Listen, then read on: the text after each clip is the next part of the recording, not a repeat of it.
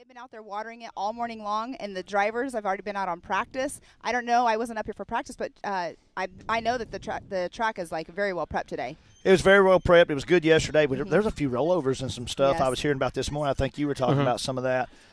So the track is still tricky. It don't matter if it's perfect conditions, wet conditions, dry conditions. Anything could happen at any time. This is race 7. There's only one more after it.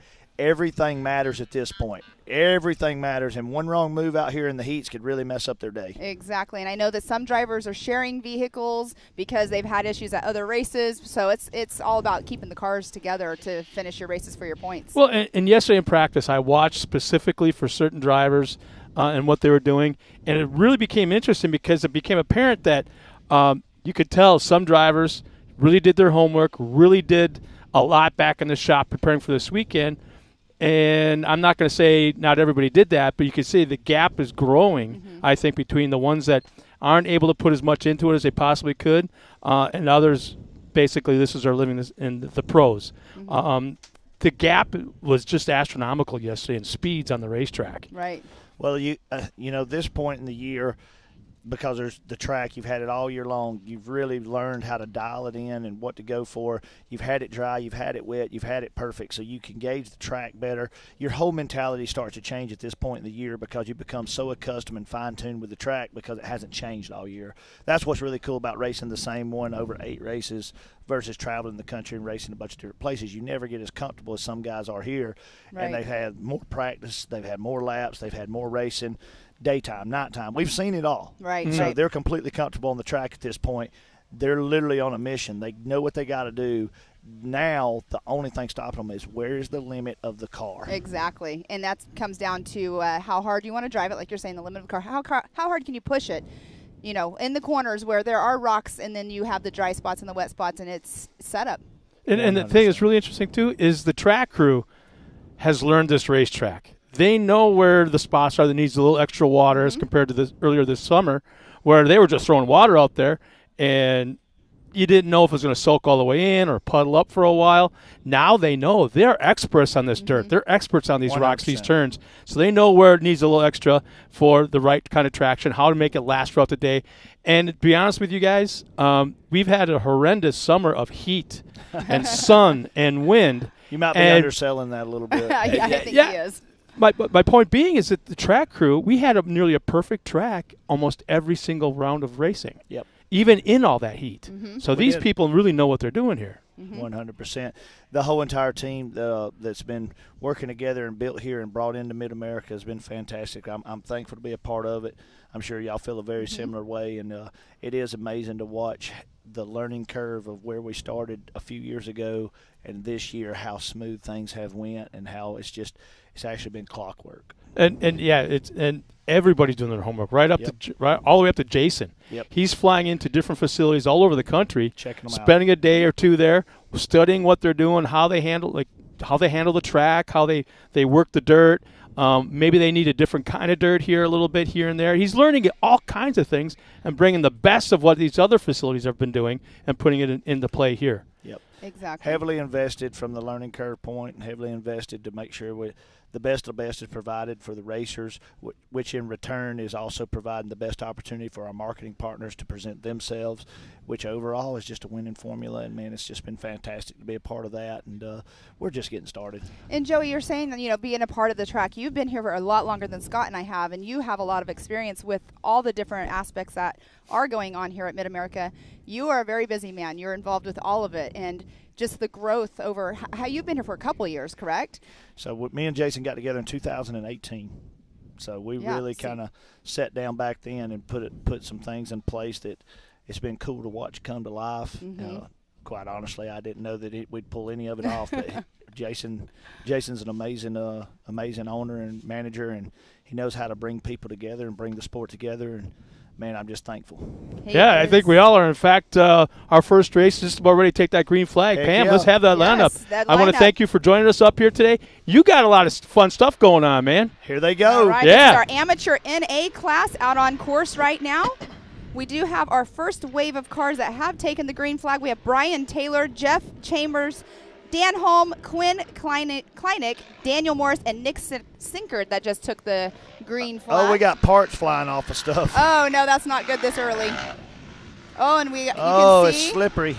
There is some areas that being the first out on the race course after they've watered the track is not always the best because you do see them slipping and sliding. No, but it does make it interesting. Yes, it does. All right, second wave. Second wave just took off the line there.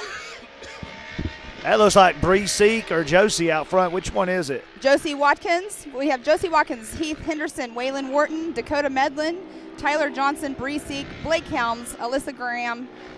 They have taken it. We are going to have 3 waves of cars taking the green flag this morning. Yes. That's only happened probably, 2-3 times this entire summer. We've had 3 waves in a single race. There are 19 cars entered in this amateur NA class. Yeah, so Bree Seek's out front, already pulling away from that second heat wave right there. We're about to release the third. Here they go. They're on screen. That was the number 7 of Dan Holm. Our last wave of cars just took that. Blake Helms, Alyssa Graham, Christopher Adelot, Ashley Rowden, Rowdy Speaks, Randy Holman, TJ Sires. You know, right there was a great shot from the drones. It was a little sunny and glare looking down. We can see where the wet spots are on the racetrack right now on lap number 1. I can guarantee you this, it's going to change by lap number 3. It's already changed. This first corner is completely dried out. Looks like the most perfect track you've ever seen, so we're ready for some wild racing. So maybe guys, it's an advantage. I'm going to go to the start line, do some cool stuff. Awesome. Check us out on Facebook, Instagram. We're going to be hitting some videos, some reels. Tag us, share us. Let's get the message out. Let's work as a unit. If you're watching at home, share the link to this feed. And I'll see you guys in a little while. Awesome. Y'all have Yeah. fun. All right, bye, Joey. You have it, Joey. All right there is the 726. I believe that is on their screen there.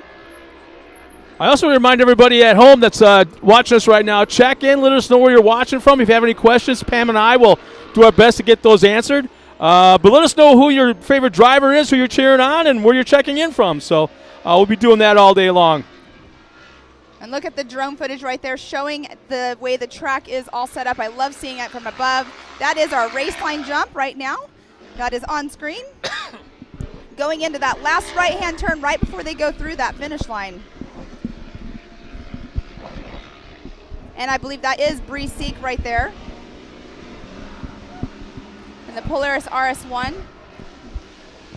And I guess we got to remind the fans at home that are watching that this is being done by time, Yes. not by placement of where you Yes. finish on the race course at the checkered flag. So Exactly. this is being set up, raced out basically for starting position, gate picking spots for this afternoon's main event. Oh, and you got a little two-wheel action going on right there.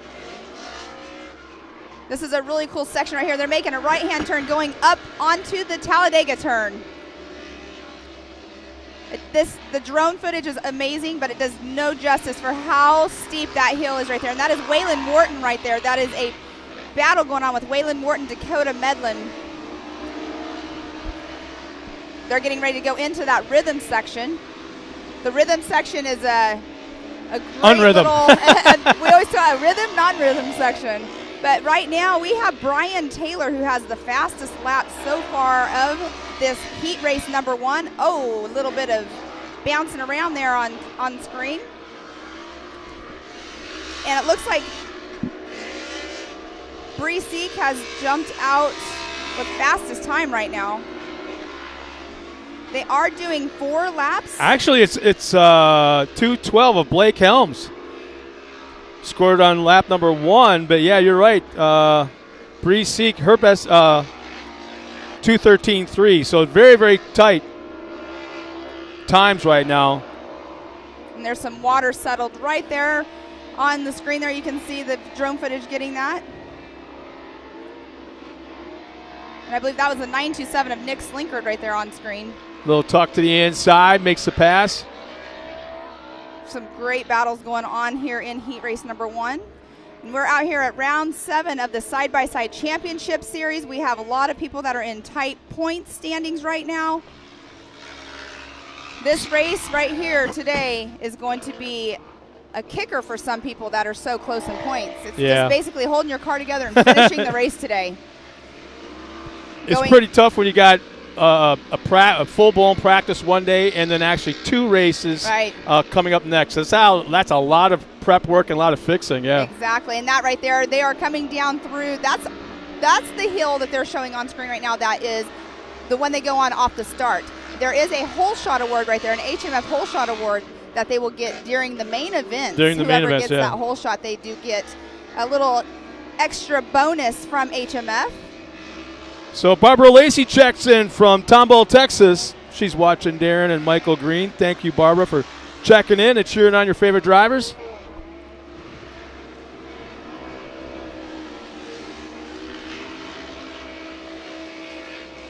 So Bree Seek's second lap was just a little bit slower. Actually, a full second slower than lap number 1. Look at the battle going on through the rhythm section right there.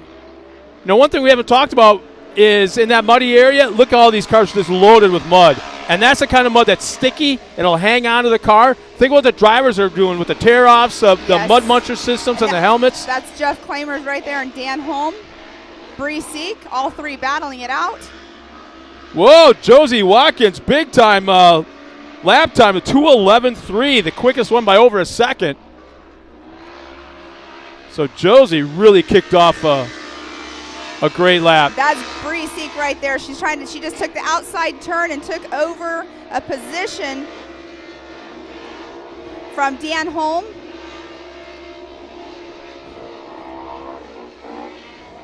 And back there, the section they were going through, that was the 80-foot tabletop junk. And that right there, that is the exit of the rhythm section. Such a cool camera view from that area, from that angle. And there is the 366 right there. They don't have a whole lot of time to breathe at that last tabletop, clearing the rhythm section, because you have to sit up for that left-hand turn, and there's water, a little pond on the inside of that turn. So you have to set that turn up perfectly, not to go too wide and into the drink. And that there is the race line jump that they're going over. That's another very steep hill that just does not do justice on the screen. They are going through the MRT finish line right now, getting the white flag. White flag is out for heat race number 1, amateur NA class.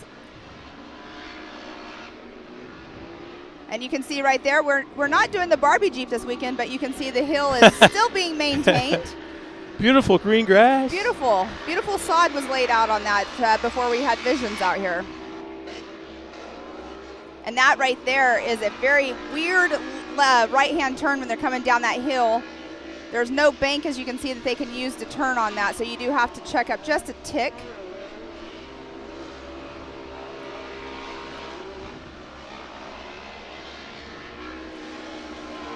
And that there.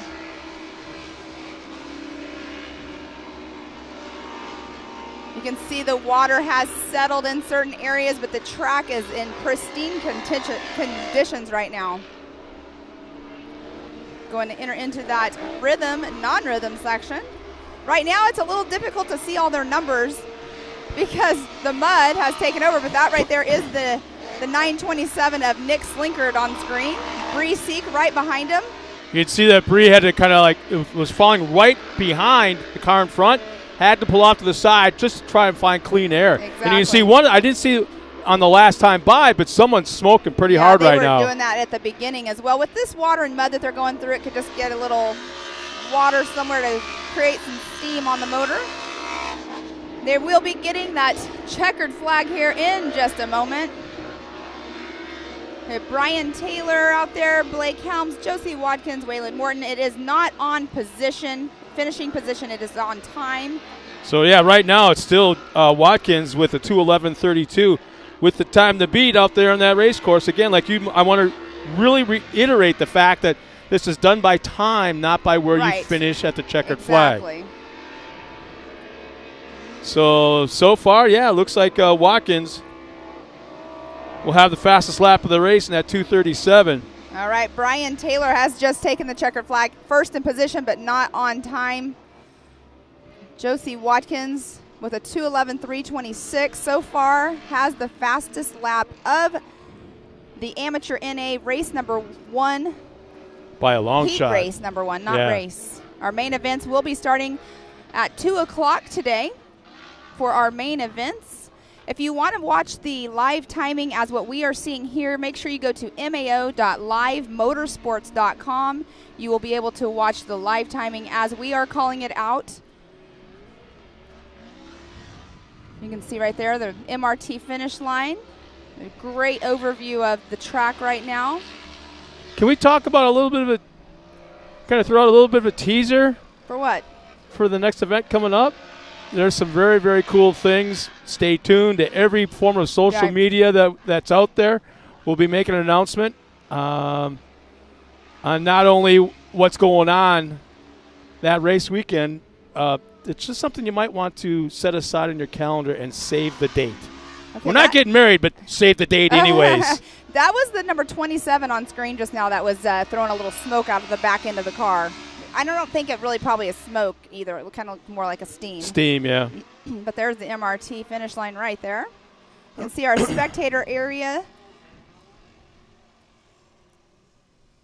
We still have one car on course, but our next class up will be the Expert NA. Be our moto number 2 for the day. Real quick, I want to throw it out there that looks like Bree Seek was our third quick in time, lap time. Blake Helms was second quick, and the top spot goes to Watkins. The top 3 in time out of 3 different waves of heat race number 1. That was a great well, it sounds race. like Tiffany's got somebody trackside. Tiffany, who you talking to?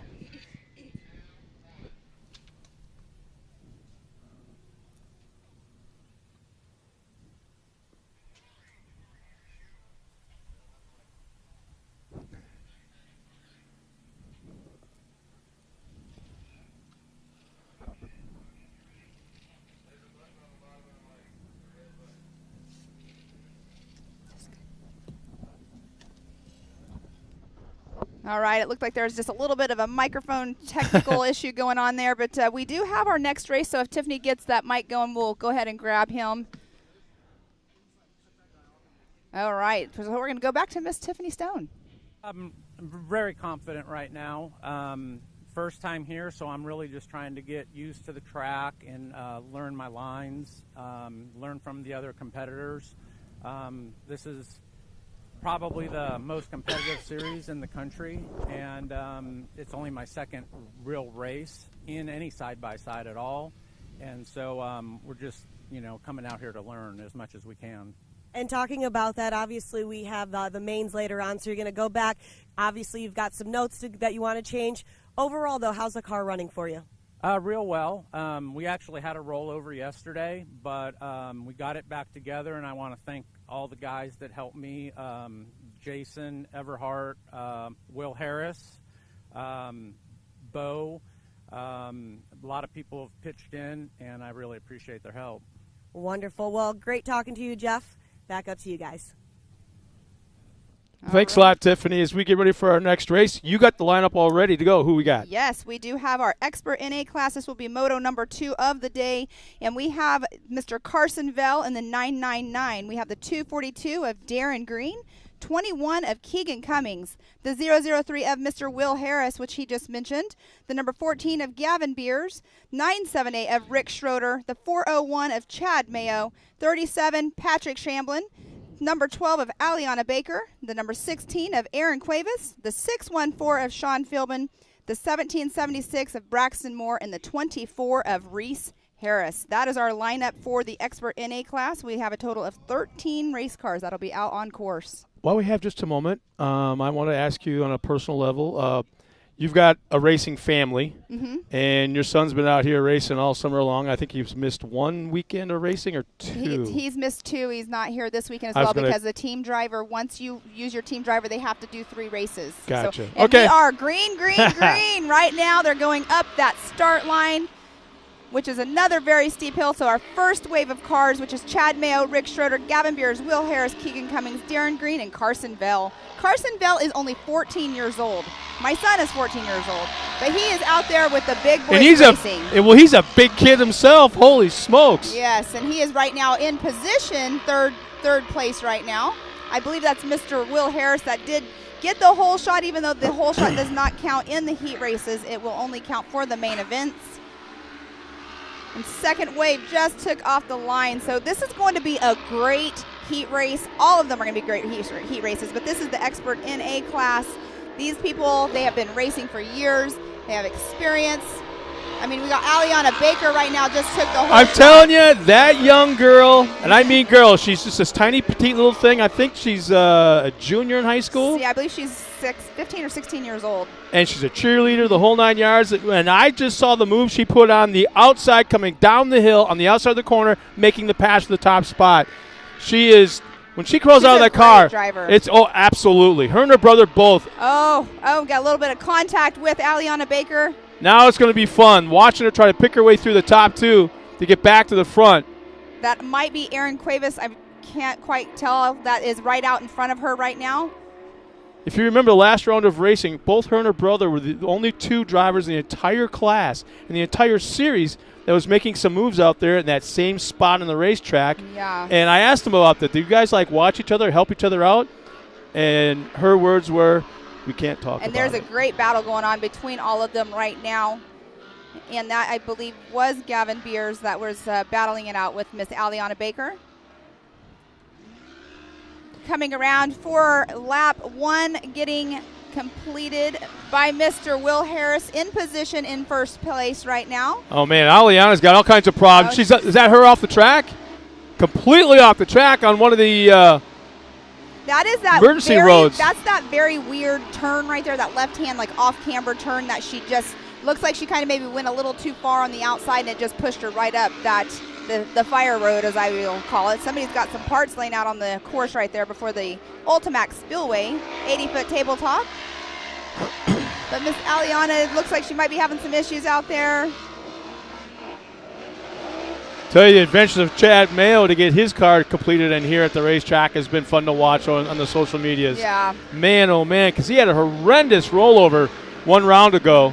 And basically, I almost want to say he totaled that car out, but somehow they're able to save it. Yeah, it was and get back out on the track. It was a bad deal, the way the car turned out. I mean, it happens. It's racing. It happens all the time. But we do have Mr. Will Harris right now with the number 1 time of a 2:05.778. We are out doing 4 laps for all of our heat races. It is a 4-lap race, except for our pro classes. Our pro classes do 5 laps. And they will be later on in this morning. Well, I'm trying to figure out what is the advantage outside of having clean air running up front that Will Harris has over the rest of the field. He's got a 5-second gap on everybody on lap time out there on that race course. He is a very good driver. He's getting a lot of practice. He's not only racing here at Mid-America, he also goes and races the Coors Series, which is down in South Carolina. So he's getting seat time. So seat time is key. So if you're only racing here and you don't get seat time outside of this racetrack, I mean, yeah, you're a great driver, but racing other areas, you do get seat time. And the tricky part of that is the dirt is completely different here as compared to Carolinas. Oh, exactly. It's like that sandy-ish, clay-ish kind of weird texture out here. It's just rock. It's red dirt out there. I mean, I have not personally gone there. I've been wanting to take Hank to go race that series in between here for seat time. There's Will Harris right there on screen. He just is completing lap number 2. A little bit slower, yes. 2:08. If you know that you've had, there's Carson Bell and Mr. Chad Mayo on screen there going through the MRT finish line, completing their 2nd lap.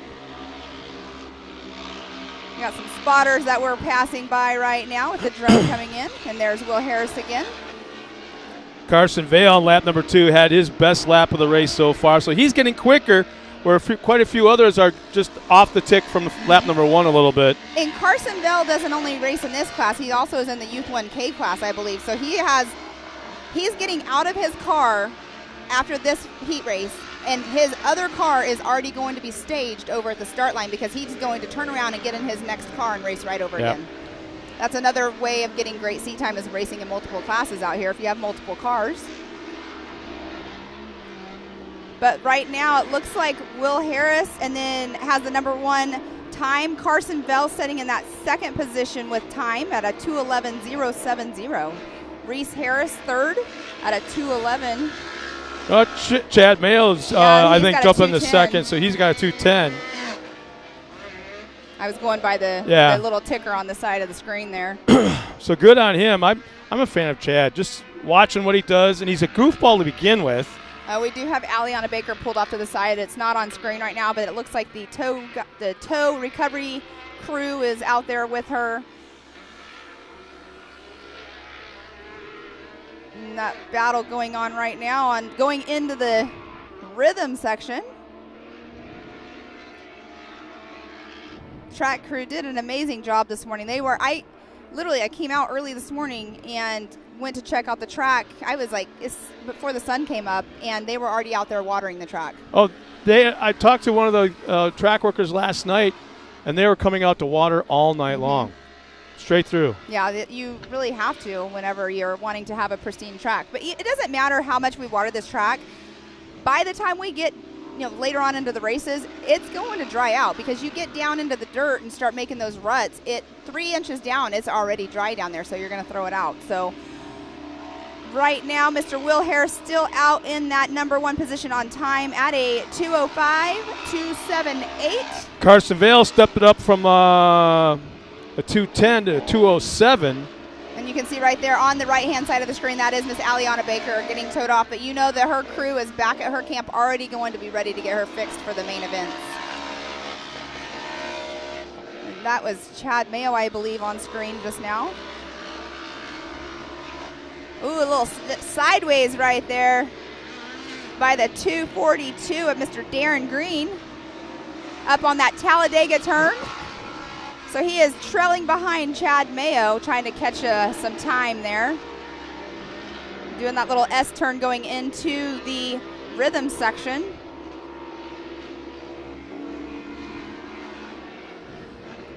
So another thing too, while you're watching us live at home, make sure you pay attention up in the right-hand corner. We do have all of our park sponsors going across there. We have MRT Race Tires, Maxxis, Fuel Works, Oklahoma Ford Dealers, Gates Belts, Highlifter, HMF Racing, Polaris, Raceline Wheels, Rigid Industry. Lots of people taking care of the park here. Without them, we couldn't do it. Off-Road Syndicate, Texas Motor Works, Ultimax Belts and 360 Wraps. So make sure you pay attention to that, and you're building yourself your own race car. Check out our partners. You had mentioned a little while ago that if the fans at home want to watch the live timing and scoring as we see it, yes, to go to mao.livemotorsports.com. And what I find interesting, if you look over on the upper right-hand corner of the screen, sectors 1, 2, and 3, those are loops that are underground that kind of trip. There's transponders in the cars. So when the cars go over that loop, it trips the time. Yes, exactly. We have multiple timing loops, and that was Chad Mayo just now getting passed on race course by Darren Green, going over that race line jump. Mr. Will Harris has came through with a 2:05.278 with the fastest time of the day here in Moto 1 for the Expert NA class, and he has taken that checkered flag. But what I was getting at, the sectors 1, 2, and 3, you can actually see who's faster in Sector 1, who's faster in Sector 2. Which is I find really interesting. So like you said, Will Harris will cross the line with the best lap on lap number 1. You'd think that as the race went on, the track would dry out a little bit, and he'd find where the traction is. He'd get quicker, but that's not the case. So 2:05.2 is the fastest lap in this race out of the two. Actually, let's see. 2:05.2? No, I stand corrected. 2:05.0. Pat Shamblin, fast lap of this race. So he was down at the bottom of the page, so I missed that. So nice job by Patrick. So we have Braxton Moore still out on race course, going to finish out the Expert NA class today. That was a great race. There were some great battles going on. The track's amazing. It's a race, but you're racing the clock. Right. But then try to find clean air. So do you fall back from the guy in front of you and maybe get passed by somebody behind you? Now you got somebody else, or you just attack? You know how it is when you put your brain bucket on. I call it a brain bucket. Lack of brain bucket. When you put your helmet on. Lack of brain bucket. It doesn't matter. You're out there on race course. You're out there on race course. Well, let's go down trackside to Tiffany Stone one more time. Tiffany. Nice job over here. We were just chatting. Last time you were here was Visions. It's a little cooler. Temps are a little bit different. Track conditions are also a little different. From your perspective, what do we see today?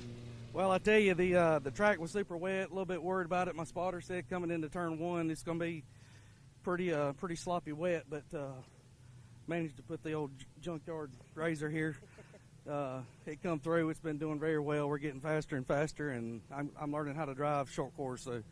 So last round was actually my last round, last time I was here, but Visions was my first time at MAO. So, but yeah, I'm enjoying it.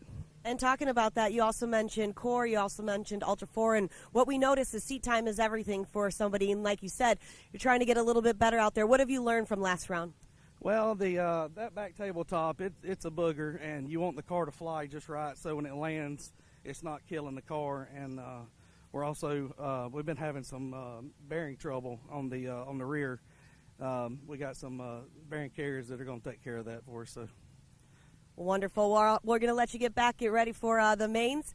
Nice job out here. You pretty fast out there, about 5 seconds faster than everybody else, so keep that up heading into the afternoon. Back up to you guys.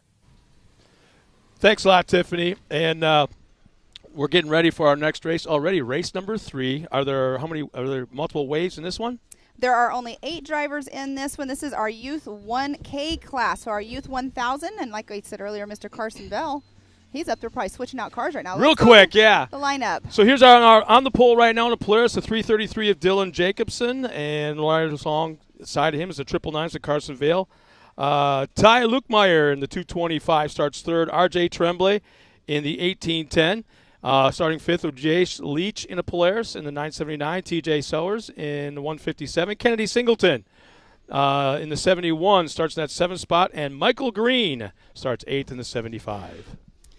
It's going to be a fun race. These youth, the majority of them, they started out in the 170s, out there, the little tiny tots as I call them, moving on up into the 1000cc class, and most of them are all in the Polaris RS1s too, and that's a great vehicle for the kids. I know that between a 170 and a 1000, it's a huge gap of power, but what a great way for the kids to be able to step up, in classes, going from 170s to the being a mom. Okay. To the 1000s, and then that's great seat time, great practice to get them up into the amateurs. What was it like going from a 170 as a mom, going from 170 to 1000? My kid being in it? Yeah. What was that? Because when you look at the numbers look huge.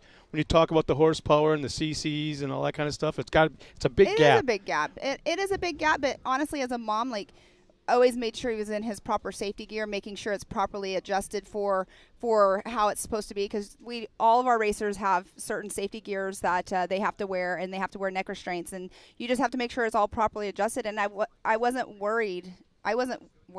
If he wrecked. I mean, I don't know.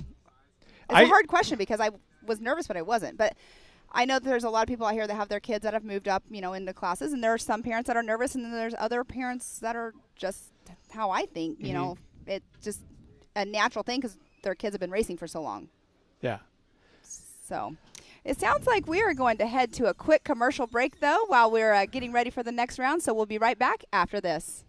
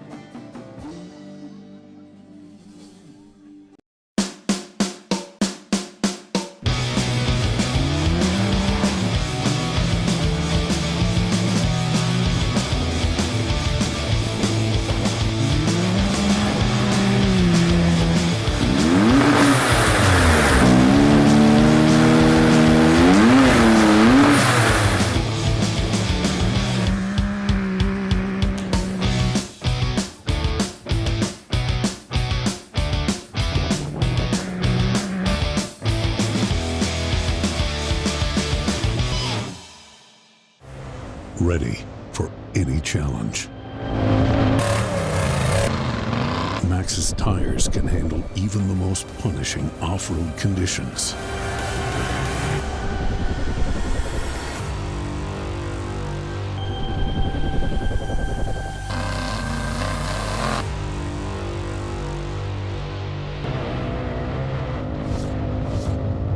Maxxis tires. Tread victoriously. Welcome back to Mid-America Outdoors for Round 7 of the Side-by-Side Championship Series. It's been a great morning already. With our races that have been going on, we are going into our third round, or our third heat race right now of our Youth 1K, which you went over. One wave. Not multiple waves. They're at our starting line whenever our camera pans to it. There are 8 gates, as you can see right there. They chalk them out. So they'll put a car in each gate. They're all numbered. That's where they start. So we have 8 that can go off the line at a time. When we go into our pro classes, they do it a little bit differently. But that's right there, the starting line that we're talking about whenever we say waves, because you can only have 8 cars at a time. Well, and in the heat racing, they'll start 8 wide, send them up. So then the next wave will come up to the line, get into the gates, send them, 30 seconds later? They'll go out. But in the main events, they'll pile them into those things, 8 gates wide, 2-3 rows deep, whatever it takes to fill that up, and they start them all at the same time. And turn 1, I love the whole shot. I love that. Everybody wants the whole shot. There's something about that. Not only do you get clean air, as the green flag comes out for this heat race right here. Here we go to turn 1.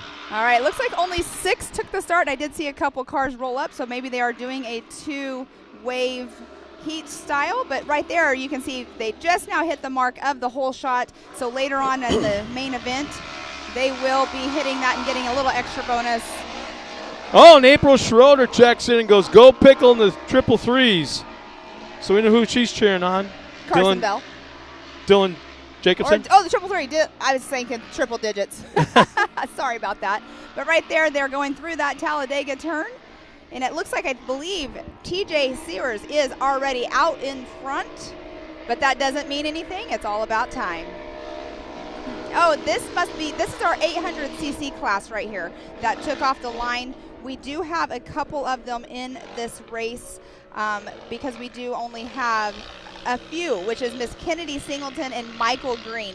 So the second wave that did go off the line is the 800cc class, which is another stepping stone from a 170. You can go into an 800cc. But between an 800 and 1,000 is still, a huge difference as well.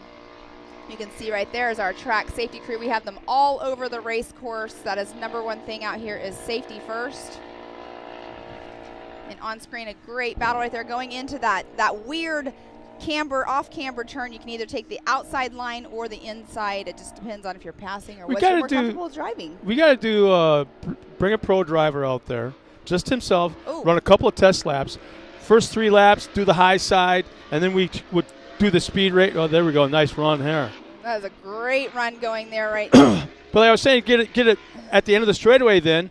If he did the high side in that turn, how fast is he going into the next turn? And then do the low inside groove, and how fast would he be going in that next turn? And that, I believe, is the 999 of Carson Bell right there on screen. That is in that second position. No, that is not. That would be RJ Tremblay right there, the bottom of the screen.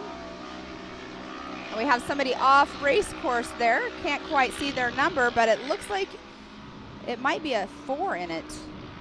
Can't quite see that camera angle. Or the 225 possibly. Unfortunate. But they do have time that they can go back and fix their car if it's fixable. And that is Mr. Carson Bell right there on screen. Yeah, our top 3 right now are separated by a total of 4 seconds. So there's 2 seconds back to Carsonville running in second, and then 2 seconds back to RJ Tremblay. And right in front, look at that little spin out almost right there. That is the 157 of TJ Sears that almost spun out in that turn. Carson could have overtaken the position.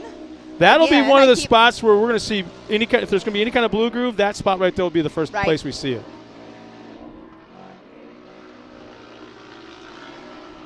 And Carson Bell's cars pop out. He's got bright colored cages. His last car is hot pink, as you guys can see on screen. This one's bright green. sticks out. I like it. There's a couple other cars out there with bright colors as well.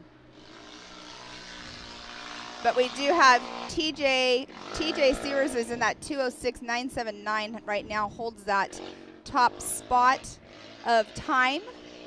There's that off-camber turn from above. That's an awesome view right there that the drone just got. Our drones are amazing. Yeah, these pilots. The pilots are awesome. There's FPV drones there. They're going back into that 80-foot tabletop jump right there, the Ultimax Spillway. Just clearing it so beautifully, landing on the downslope, making it look so easy. Yeah. It's all about setup. We were talking earlier when Joey was up here. It's, you know, it's setup. If you race here and only race here, your car, once you get it figured out, it's set up and you don't have to change it. You just have to figure out your tires, basically, for the track conditions. Mm-hmm. But that is TJ and Carson right there, 1 and 2. They're out, finished their second lap. So we do have, again, 4-lap heat races for every single race but our pro classes. They do 5 laps. And it looked like Carson Bell might have touched tires just a little bit with TJ. Well, Carson just on his last time by kicked off the fastest lap of the race with a 206.39 to a 206.97 of TJ. So I mean, we keep saying, you know, do you back off or what? But you can see right there, he's in his mud. I guess when and you find a groove. You do find a groove. I don't mean a groove on the track. I mean a groove in the car. Right. The rhythm. Yeah. I knew exactly where you were going with that. But yeah, it's you might be trailing behind him, but he's pushing himself to get that faster lap time. And now they're still going to have to push because they're so close in time. So it looks like, hey, Becky Harrison checks in. She's going, go RJ. So that's cool to see. RJ Tremblay's in that number 3 spot on course. Currently third quick with lap time. With a 2:10.060. And there again, that is Mr. TJ Sears and Carson Bell. They're heading into that backstretch, going into that very weird left-hand turn right here. We need to name that turn. We gotta have a name. Spaghetti bowl? I don't know. No, because then when you're hungry, you're gonna want some spaghetti. Yeah, like right now. Like right now. Got a little bit of mud on the drone right there, but Carson Bell jumping over that 80-foot tabletop. Oh, we got a yellow out for... Yes, that's been out for quite a while over there. I believe that is either Jace Leach or Dylan Jacobson. I can't quite see who that is over there, but they have not came around for... so this will play a little tricky on the lap times now because basically it's going to come down to your best lapping on lap number 1 because 2 and 3 right now are not going to be up to par. And the white flag is out for the heat race number 3 of the Youth 1K class and the 800cc. And it looks like Kennedy Singleton has the fastest lap time in the 800cc class with a 2:35.577. And Michael Green is also in that number 75 with a 2:46.663. So Kennedy Singleton, points leader. So right now we're top 3 in lap times. We keep bringing up lap times. That's only because this is what the kids are out there racing for now, is the best lap time of the race. Will give them the best gate pick going into the main event. So right now it's RJ Tremblay with a 2:10 flat, Carson Vale with a 2:06.3, and TJ Sowers with a 2:06.9. So and talking about points leaders, in the Youth 1K class, Jace Leach is our points leader, and I believe that's who is over there where the yellow flag is out. So that is unfortunate for him. Carson Bell is sitting number 2 in the class, and they have a 6-point difference. So that's going to hurt Jace Leach just a little bit on the points. Great little battle going on right there with Carson Bell. And the 157 of TJ. I just have issues looking at a picture of Carson and looking at the class name Youth. He's got to be a good 6-8 inches taller than me, and he's a big kid. It's pretty. He's taller than you? Yeah. Huh. Got way more hair too. Oh, that's awesome. So Carson Bell still holding that number 1 spot of time. So it's been a great youth race right here. See, what's interesting, I wonder if we have any spotters that are on the Live feed listening? live feed. Not so much the live feed, but the live motorsports timing and scoring on their cell phone. So they can report back to their driver via the spotter's radio what the current lap times are. And it says, hey, this next lap you need to step it up. Okay, you got like a 5-second back to second place lap time. Be cool. Right. So it's kind of interesting. I'm trying to find the hill where some of the spotters are and just to see if that kind of communication might be going on. Well, they're all around right here, so you can have somebody with you sitting there too, probably letting you know as well. Well, so here's our top 3 in lap times, I should say. RJ Tremblay with a 2:10 flat. Carson Vale is second. I'm sorry, would be TJ Sellers is second quick at 2:06.97, and then Carson Vale is our top spot, our fastest guy on the track this morning, 2:06.39. So he'll get number 1 gate pick this afternoon. I see him over there too. It looks like they're going to eventually get a little interview with him here in a minute. But we do have a few cars out on race course still. We do have our 800cc class of Kennedy Singleton and Michael Green still out on course.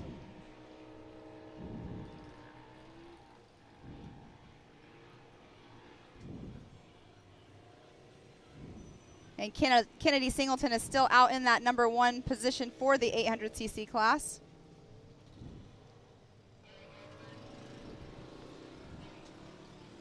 And again, she is our points leader. Kennedy Singleton, and then her brother races. Great family. I love the family aspect here and going around and chatting with the kids. And I mean, you see Carson Bell out and about all the time, out chatting with everybody. I think everybody's friends with Carson. Yeah. Actually, I think I may have got my driver screwed up. It looks like Miles is actually going to be talking to our driver this time by. Well, that being said, let's go down and see Miles right now. Miles, who are you talking to? Fresh off the track with RJ Tremblay. You had a lot of fun out there. The track's coming together now. At 13 years old, you're having a lot of fun out there. Fun out there. Course out there. It was a little slick this morning, but it's starting to tack up pretty good, isn't it? Yes, sir. My favorite part of the track is the tabletop in the back. You get lots of airtime. It's fun to jump. So so obviously you have your whole family here, right, to help support you, be out here at Mid-America Outdoors. How much fun is it here to have this kind of time with your family? It's very fun to have time with my family. It's fun to race, and then after I'm done racing in summertime, go up there to the pool with my family and friends and have lots of fun. RJ, it's been a great heat race this morning. You had a lot of fun out there. What are you going to do a little different going into the main event later on this afternoon? Probably just change some tire pressure, get ready for the hard pack later. All right, RJ, a lot of fun watching you. Best of luck out there. And like I said, it's all about fun here at Mid-America. Yes, sir. All right, RJ, a lot of fun. I'll let you get back out there, get everything set up, and we'll send it back to you guys.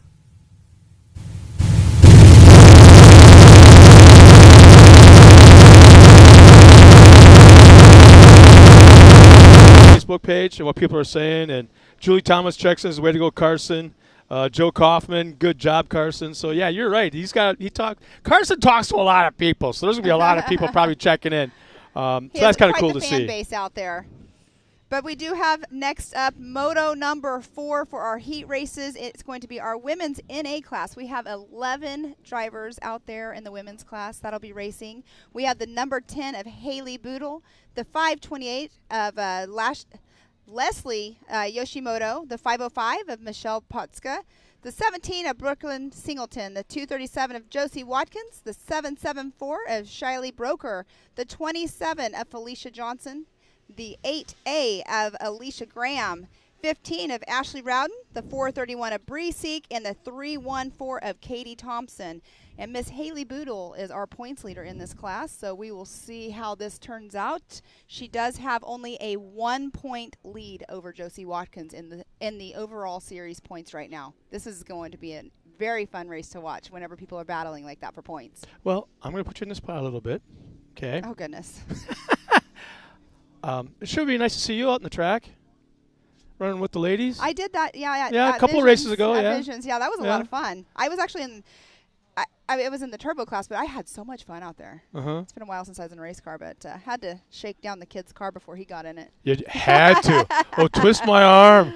They weren't here either to see it, so They yeah. weren't. It's all good. It's all good. No, it was a lot of fun. No, these women, they're awesome. They battle it out on race course. They're friends in the pits. You'll see them at dinner later on tonight. It's just fun to watch. I got a question for Everybody. you. Is there a more beautiful starting line anywhere in No. the country? No. The valley like that, it's surrounded by trees, the archway starting line. It's a great track. It's a great starting line. It is beautiful. No, there's only one place. I think I told you know. about this, ERX. Same exact kind of view, but if you look to the left side, there's a big ditch right there at ERX. It's a trout stream. Huh. You go up there for staging, you see all these guys in the pit crews kind of leaning on the race truck, kind of looking down, and you're kind of wondering what the heck's going on. They're watching the fish. Oh, They're how watching funny. trout. Yeah. Don't give Jason any more ideas. Gus won't like that. Gus and all the stuff and the ideas. You gotta I look said something to Gus. People at home that don't know who Gus is, he basically Pushes dirt. A runs lot his of it. whole entire park. But it's pretty fun to try to give him ideas. He's like, no, don't say anything. I want to see what the hour meter is on the grader at the beginning of the season and what that hour meter says at the end of the season. That because Gus, I don't know if he has a pillow in there and maybe a sleeping bag, but he like lives in that thing. No, it's awesome. He also helps us out with all of our Ultra 4 races and everything too. So, but let's get down to talking about the park. What's your favorite part about Mid-America Look behind us. besides the track? Oh, geez. The view. All encompassing. Oh man.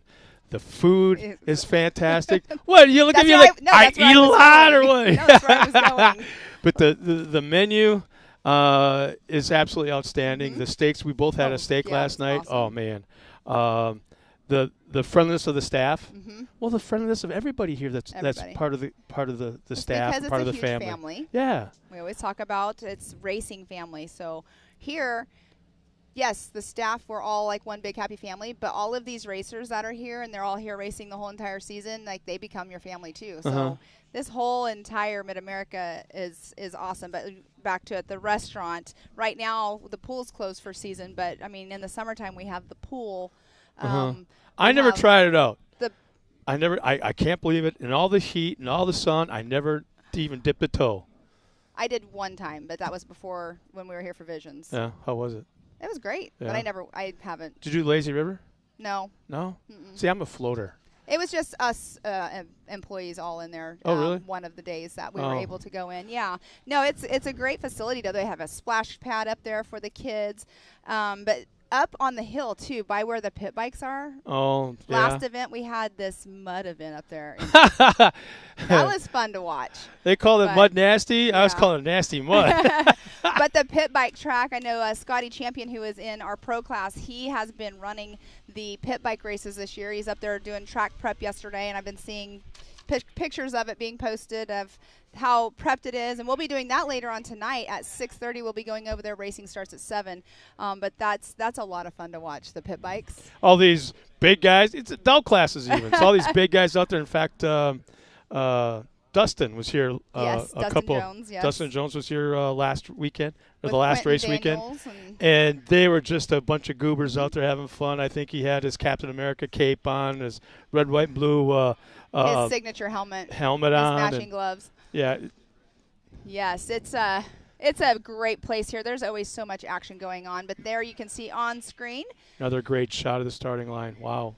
And it looks like we have 6 across, so we will have 2 rows going out right now for our women's NA class moto number 4 for the day. And there is the green flag. And Addison Nibble goes, "Let's go, Josie Watkins." We'll find out real soon, Josie.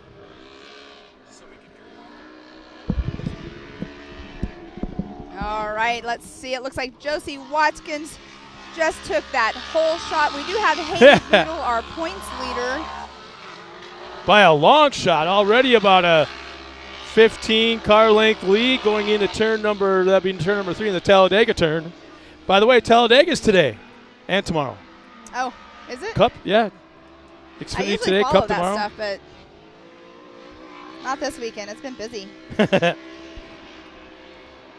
So right now we're kind of keeping an eye on that sectors 1, 2, and 3 section as we wait for them to cross the first timing loop. And here goes second wave taking off right now. And Addison Nibble adds in whole shot, Princess, go, go, go. I love it, man. Such a neat shot right there coming down that straightaway into that left-hand turn. That is Brooklyn Singleton right there on that 360 wrap Yamaha. She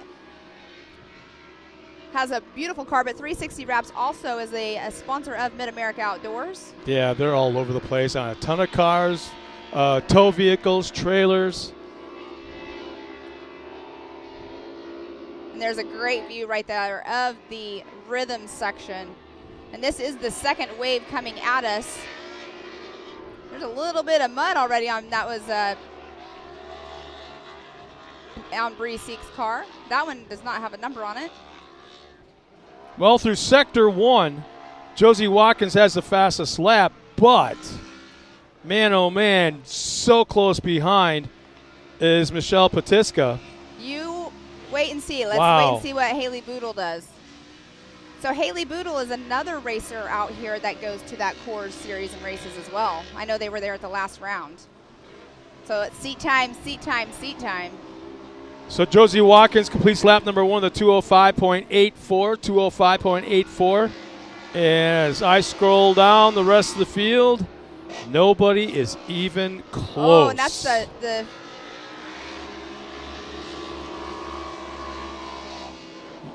so far, Yesley so that is Yashimoto. number 10 of Haley Boodle right there on screen. Yeah, Trying to make that pass on the inside, did not quite get it. Trying to see that outside number. entrance, inside exit. Oh, a little tire rub in there, but great save. Great save Man, by Haley Boodle. it was a side-to-side contact. Thank God it wasn't front to back. We might be saying something different right about But now. what an amazing save. Now that's in her head what just happened, and now she's just trying to make up time on the 237 of Josie Watkins. Haley Boodle being that points leader, you know, she's trying to keep that out front because it is between Haley Boodle and Josie Watkins with that 1 point difference in points, in the series points right now.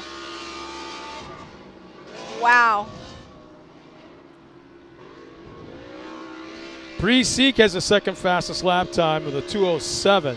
And Bree Seek has already been out on race course today. Earlier on, she did race in that amateur NA class in the same vehicle that she's in now. So she's trying to battle up to the lap time of Josie Watkins right now with a 2:05.84. And Bailey Dowden says, let's go Singletons. Thanks for checking in, Bailey. Another great family out here, the Singletons.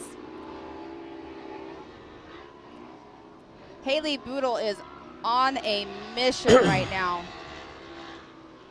So Josie Watkins must have did something somewhere because Haley Boodle is already back right up on her bumper.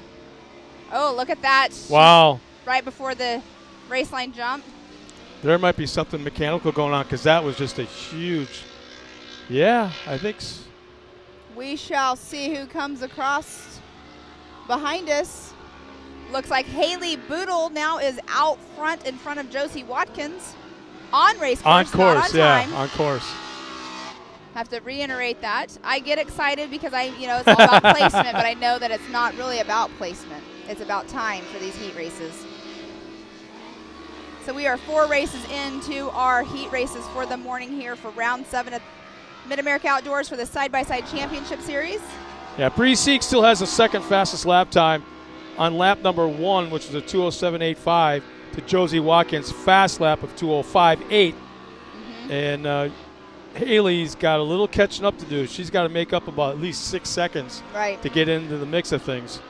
And this is just for gate pick, so for Correct. the main events, yeah. And there on screen, the 237 of Josie Watkins.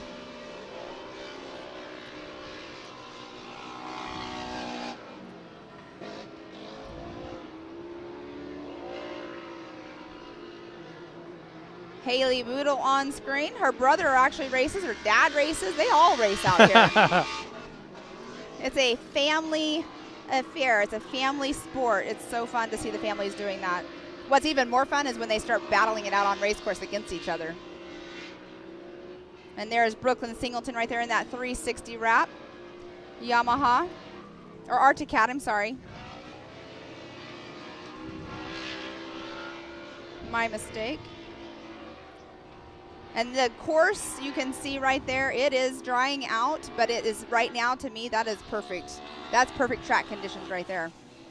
Well, I don't mind a little bit of standing water because you know the whole track is still got some moisture in it. As long as it's not in your line. Well, yeah.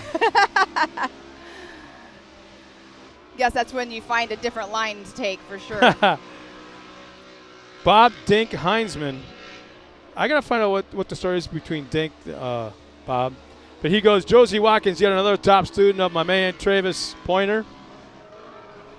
Which will be out on race course later on.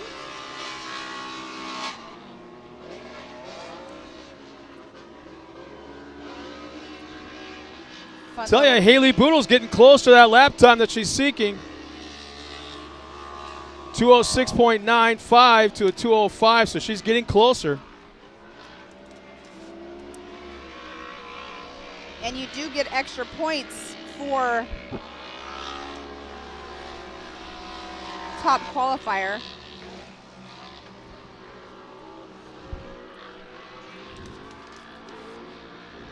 Josie Watkins out there with a 205.840, still leading right now on time, but we shall see if that sticks. The white flag has came out too, so we are on our last lap of moto number 4 for the day. And there we have right there again, Miss Haley Boodle. Coming up on the 27, Felicia Johnson. Great drone footage again. Tell you, Bree Seek is out there battling hard, trying to make up one position. And nothing but clean track in front of the car she's trying to pass. And she's, like I say, she is so close right now to the top spot. Singleton right there.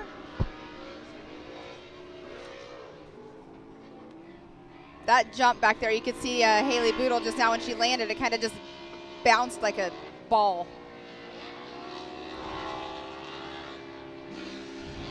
I know a lot of people were doing some shock adjustments in the pits yesterday. Even though you might have your car set up and ready for this race, it just sometimes, you know, you do have to do a little bit of adjustments. So Josie Watkins has taken the checkered flag with a 205.840. All on lap number 1. All on lap 1 seems to be the key today. Haley Boodle's coming in. Let's see if she'd make it up any lap time. Nope, she actually dropped back in time, but she has a 206.955, was her fastest of the day. And if it stands to hold, looks like Bree Seek should have the 3rd fastest lap. And that was Shiley Broker that you just saw go through the MRT finish line. Shaylee, I'm sorry, I keep saying Shiley, it's Shaylee.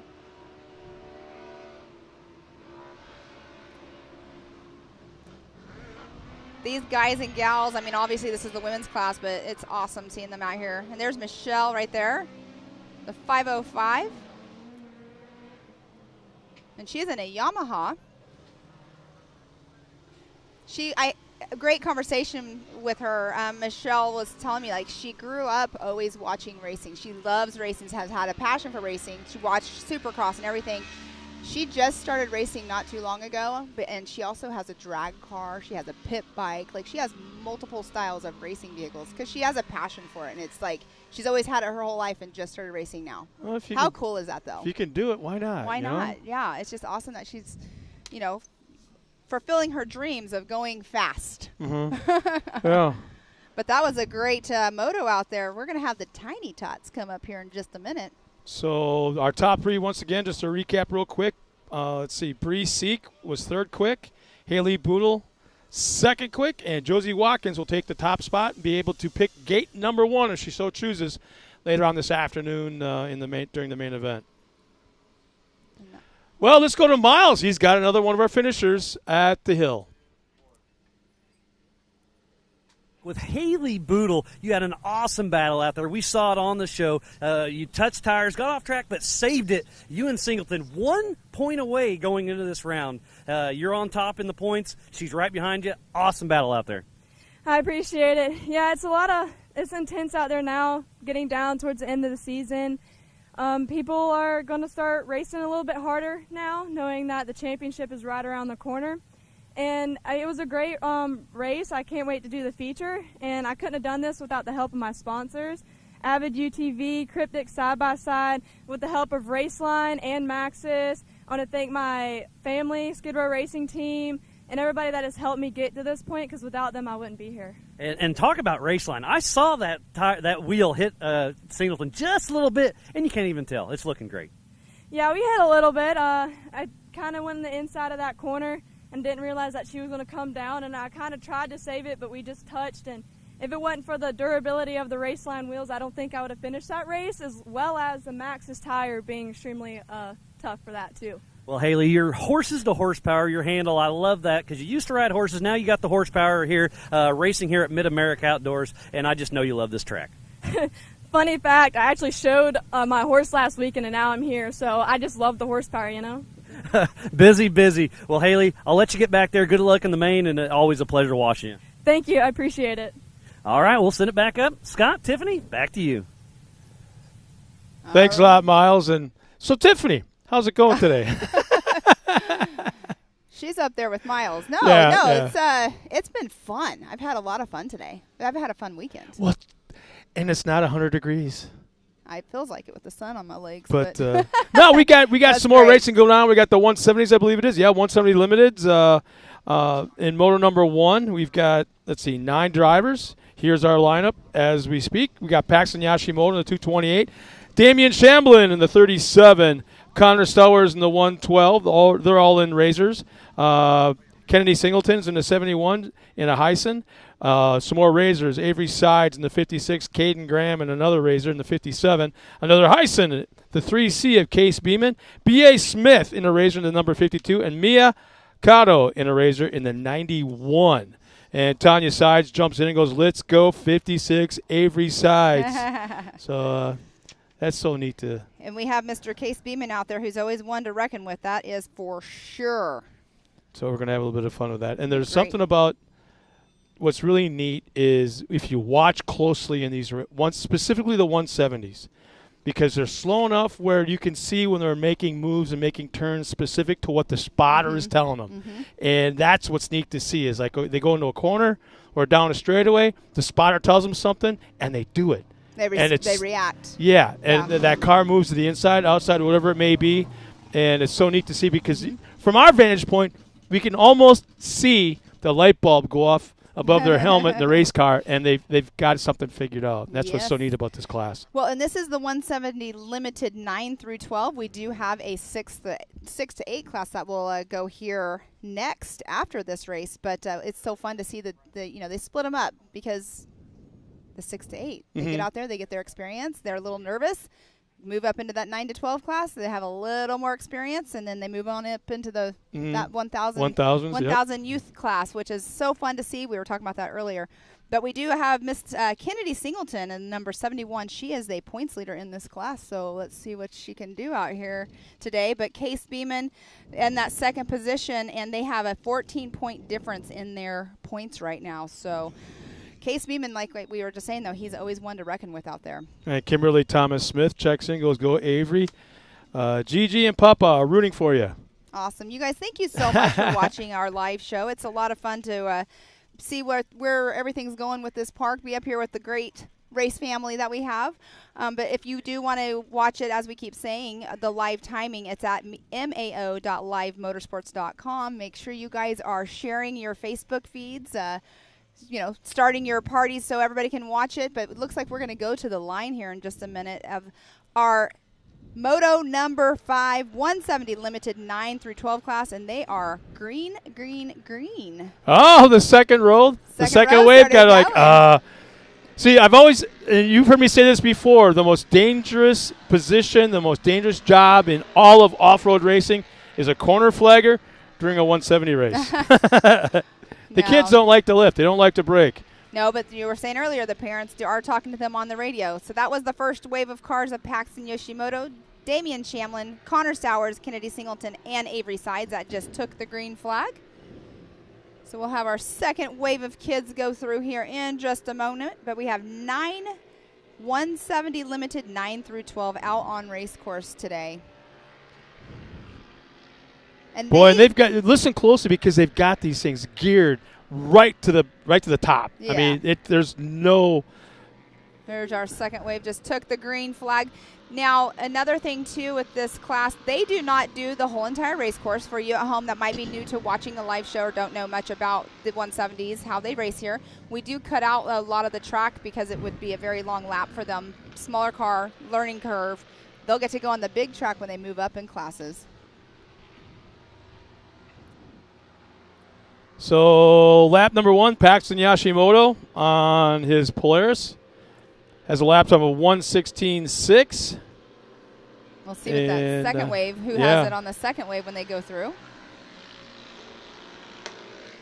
And that would be them going through it right now. You know, Kennedy really, as a points leader, she really doesn't have to, get to the front. She really doesn't have to. If she stays right where she's at, that's very comfortable. That's not a problem. Mm-hmm. She gets, as of right now anyways, she'll get second pick at the gate for this afternoon's main event. Correct. Which would set her up great for the main event. Mm-hmm. So, and that is Case Beeman right there on camera. Followed closely behind was Avery Sides and Caden Graham. Going through the MRT finish line. A lot of racers out here running. With Maxxis and MRT between those two tires, very, very popular. It's kind of like split down the middle of who's running what out here. So Melissa Helms checks in. Go, Mia. H7 race team is cheering you on. It looks like Paxton Yoshimoto has a 1:16.662, so he has the fastest lap time right now out on race course.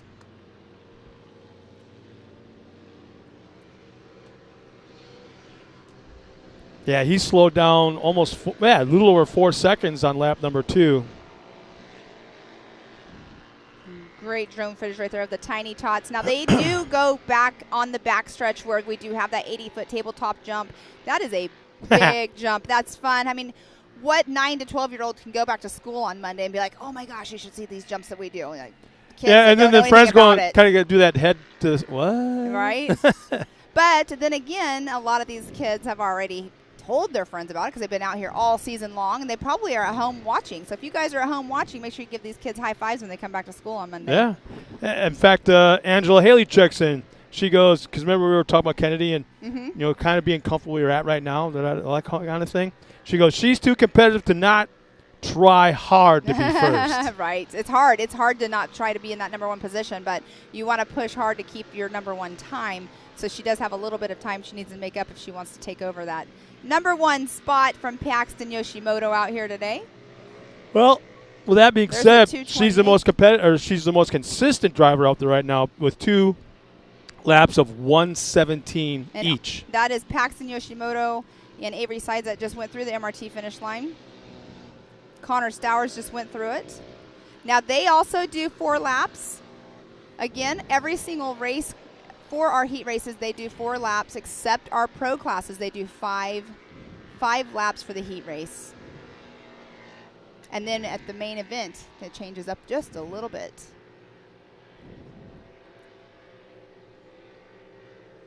What's the fun thing about this, too, is this morning driving through pits, what do you see? You see the kids already out playing with their RC cars. Yeah. Out riding their bikes. Play catch the Nerf mom and football. dad walk the dogs. Like I saw that this morning, too. It's so much fun to see these kids doing their daily chores or having fun with the kids on their other friends out in the pits, but get on race course, and it's all competitiveness totally out changes. on race course. Yeah. Yep.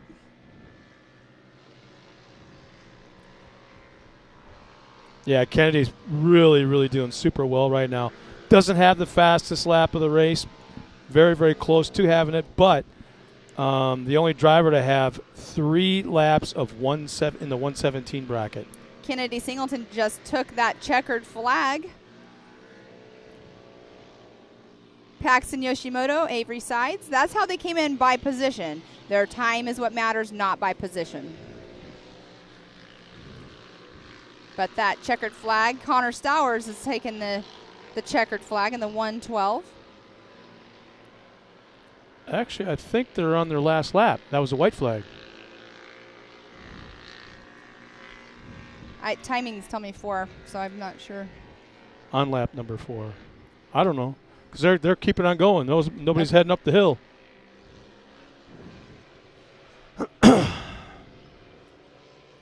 There's that race line jump right there.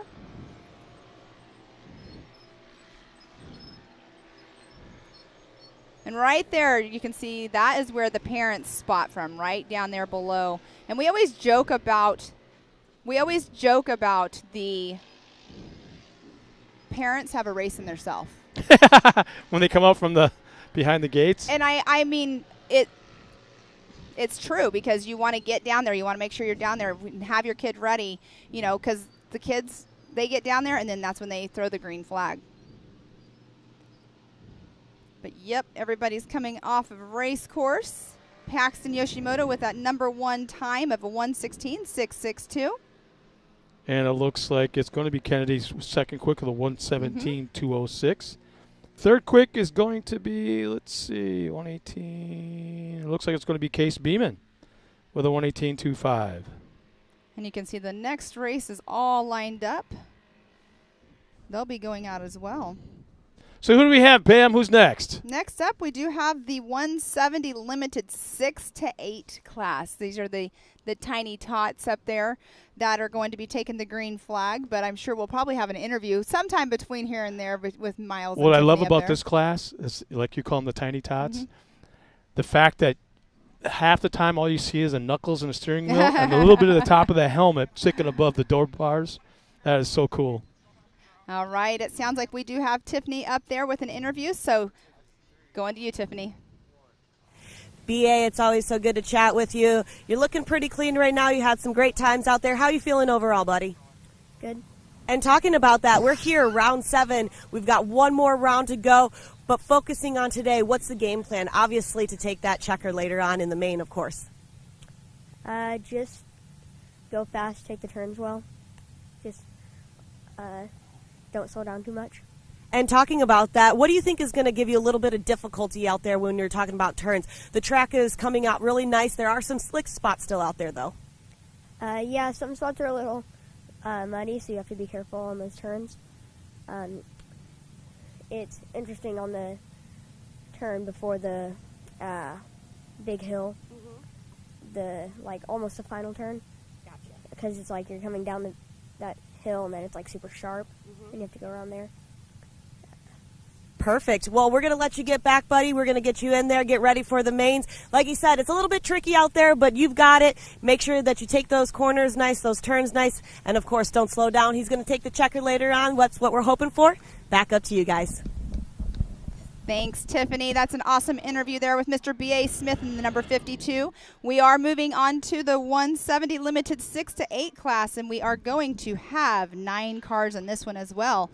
We'll have the number 63 of Code St. Peter, the 111 of Easton Helms, the 86 of Harper Willis, 135 of Bentley Fagan, the number 11 of Luke Anderson, 47Y of Maggie Flores, the 7 of Jace Buzetsky, the 98 of Blaine Singleton, another name there, Singletons, and the number 21 of Mid-America Ambassador, Mr. Tanner Thompson. My eyeballs are going to be on Code St. Peter. The kid has been fast in everything he's touched this year, all season long in both classes, and I think he's undefeated except for 2 races where he DNF'd. Other than that, he's clean sweeped everything, I do believe. He's got a very clean year under his belt for sure. It's going to be fun to watch. I love, again, watching these kids. But Code St. Peter is our points leader in this class as well. And he's a fun kid to go talk to. Yeah. Fun family. Dad does desert racing and stuff. But we have Code St. Peter with 229 points as he sets right now. And we have Tanner Thompson is in that second position with our series points, has 188 points. So that's quite a gap in points, but you never know. Anything can happen. So we got Sharon Merrick checking in. She goes, let's go Harper, number 86. doesn't have a bad starting spot. Right now, third at the gate for the heat race. Now, it looks like we got 2 waves coming out. It looks like that's what they're going to be doing is 2 waves on the heat races, which works out well because then, they're not all clean out track. there. Right. Yeah. Split it up. Let them have Put a the little main bit of event clean air. way Right. different. Well, as we saw the last race, they were all trying to take off at the same time. Yep.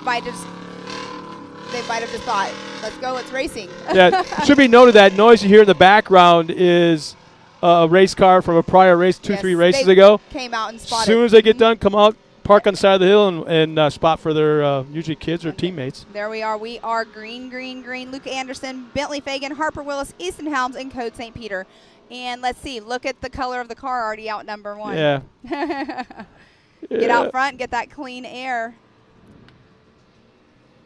Now, Code St. Peter at the Visions event, and we did the switchback over there, he did, I believe it was 33 laps in his little 170. Oh, really? Yes.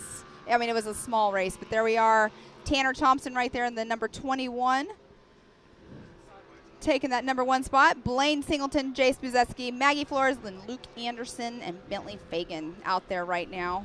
We do have 9 cars that did take the green flag. They will do 4 laps. Anthony Muncie checks in. Hi, everyone. Go Team MRT. And then Fred Thompson right behind him goes, let's go, Tanner. Anthony's here. He's on site watching us. He's probably somewhere around here. We just can't see him. Well, he just heard us call him out. I know. So we'll see. He's always here. He has lots of athletes out here. We also have Max's Dave out here as well.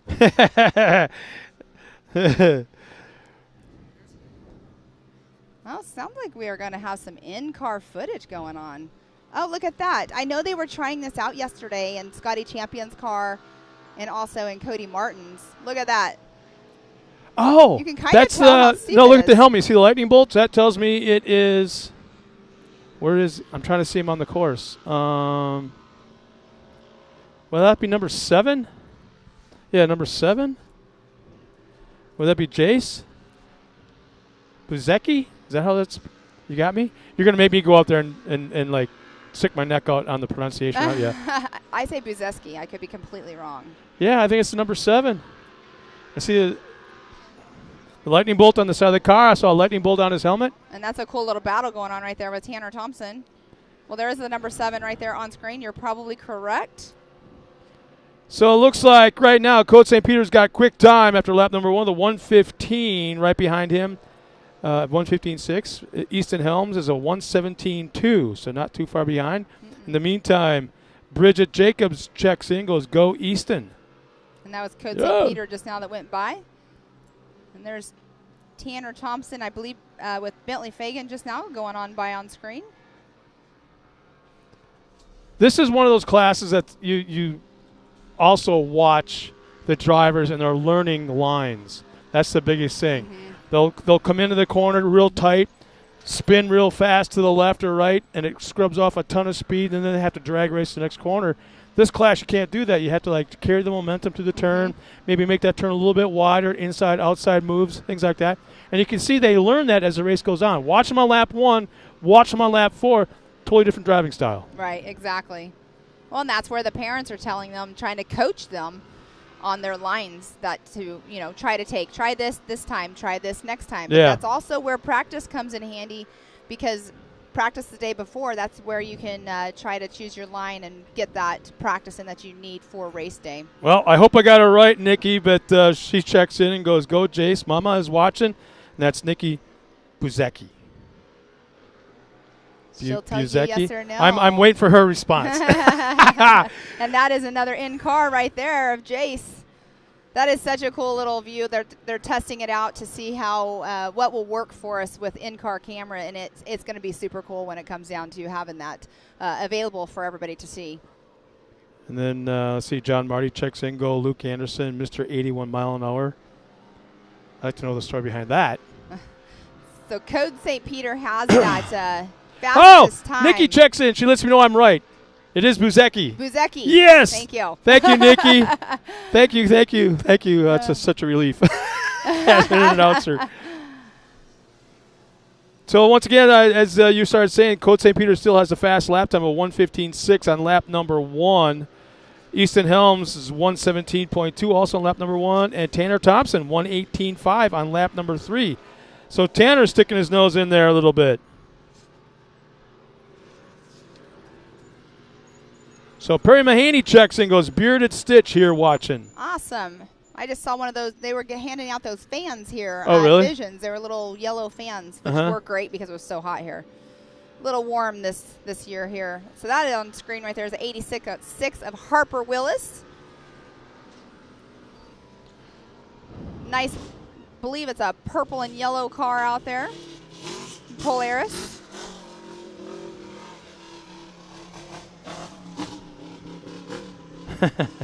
Code St. Peter still out there with that number 1 time. And they have got the checkered flag right now. Easton Helms, Code St. Peter have finished all 4 of their laps.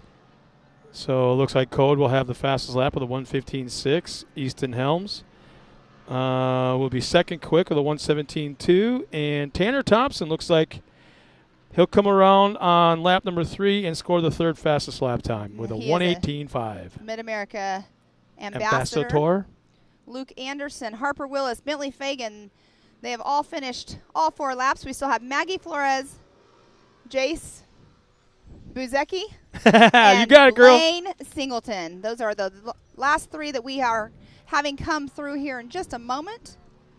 Great little battle going on screen there of all 3 of them coming through the MRT finish line for that checkered flag of heat race number 6, 170 limited 6 to 8 age group. Fun stuff. We have 2 more 170 classes still taking place. So our next class up is going to be the 170 stock. There is no age group for the 170 That's like a stock. 12 horsepower, 12, 13 horsepower, I'm something not like sure that. exactly. I think it's 16 maybe. Kind of thing. And then I believe they move up to like, when they start getting into the limiteds, it's like 15, 16 horsepower. And then it goes from that to the 1,000. Right. And I'm not exactly sure what the horsepowers are. Singleton's doing the 800s. But yes, there's definitely a lot of change of horsepower for sure. Like we were saying earlier, between the 170s and the 1000s. But we do, like I said, we have the 170 stock class getting ready to come up and the 170 modified class still to go for our morning heat races here at round 7 of Mid-America Outdoor Side-by-Side Championship Series. Been a All right, I'm great going to put you on the weekend. spot. You nailed me with a question. What is your favorite thing about Mid-America Outdoors? The food. It's the last thing I expected you to say. Really? Yeah. The food. Well, besides Yeah. the people. Yeah. The food. Yeah. Chef Don is amazing. Chef Yep. Don, I'm a very picky eater, and the race family here all knows that. Even the green beans that came out with they were with the awesome. steaks last night had a great flavor to it. Yes. Wow. Chef Don has an amazing crew up there, keeping us all fed, and it gets busy up there at times, and their food is awesome. We do have also up here by the pool area. They do have the food trucks. The food trucks, yes. Well, it looks like Tiffany's got our next finisher at the side of the track. Tiffany, who you got there with you? Maggie, it's so good to chat with you over here. You seem like you had a really good heat out there. Talk me through how you're feeling right now. Tired.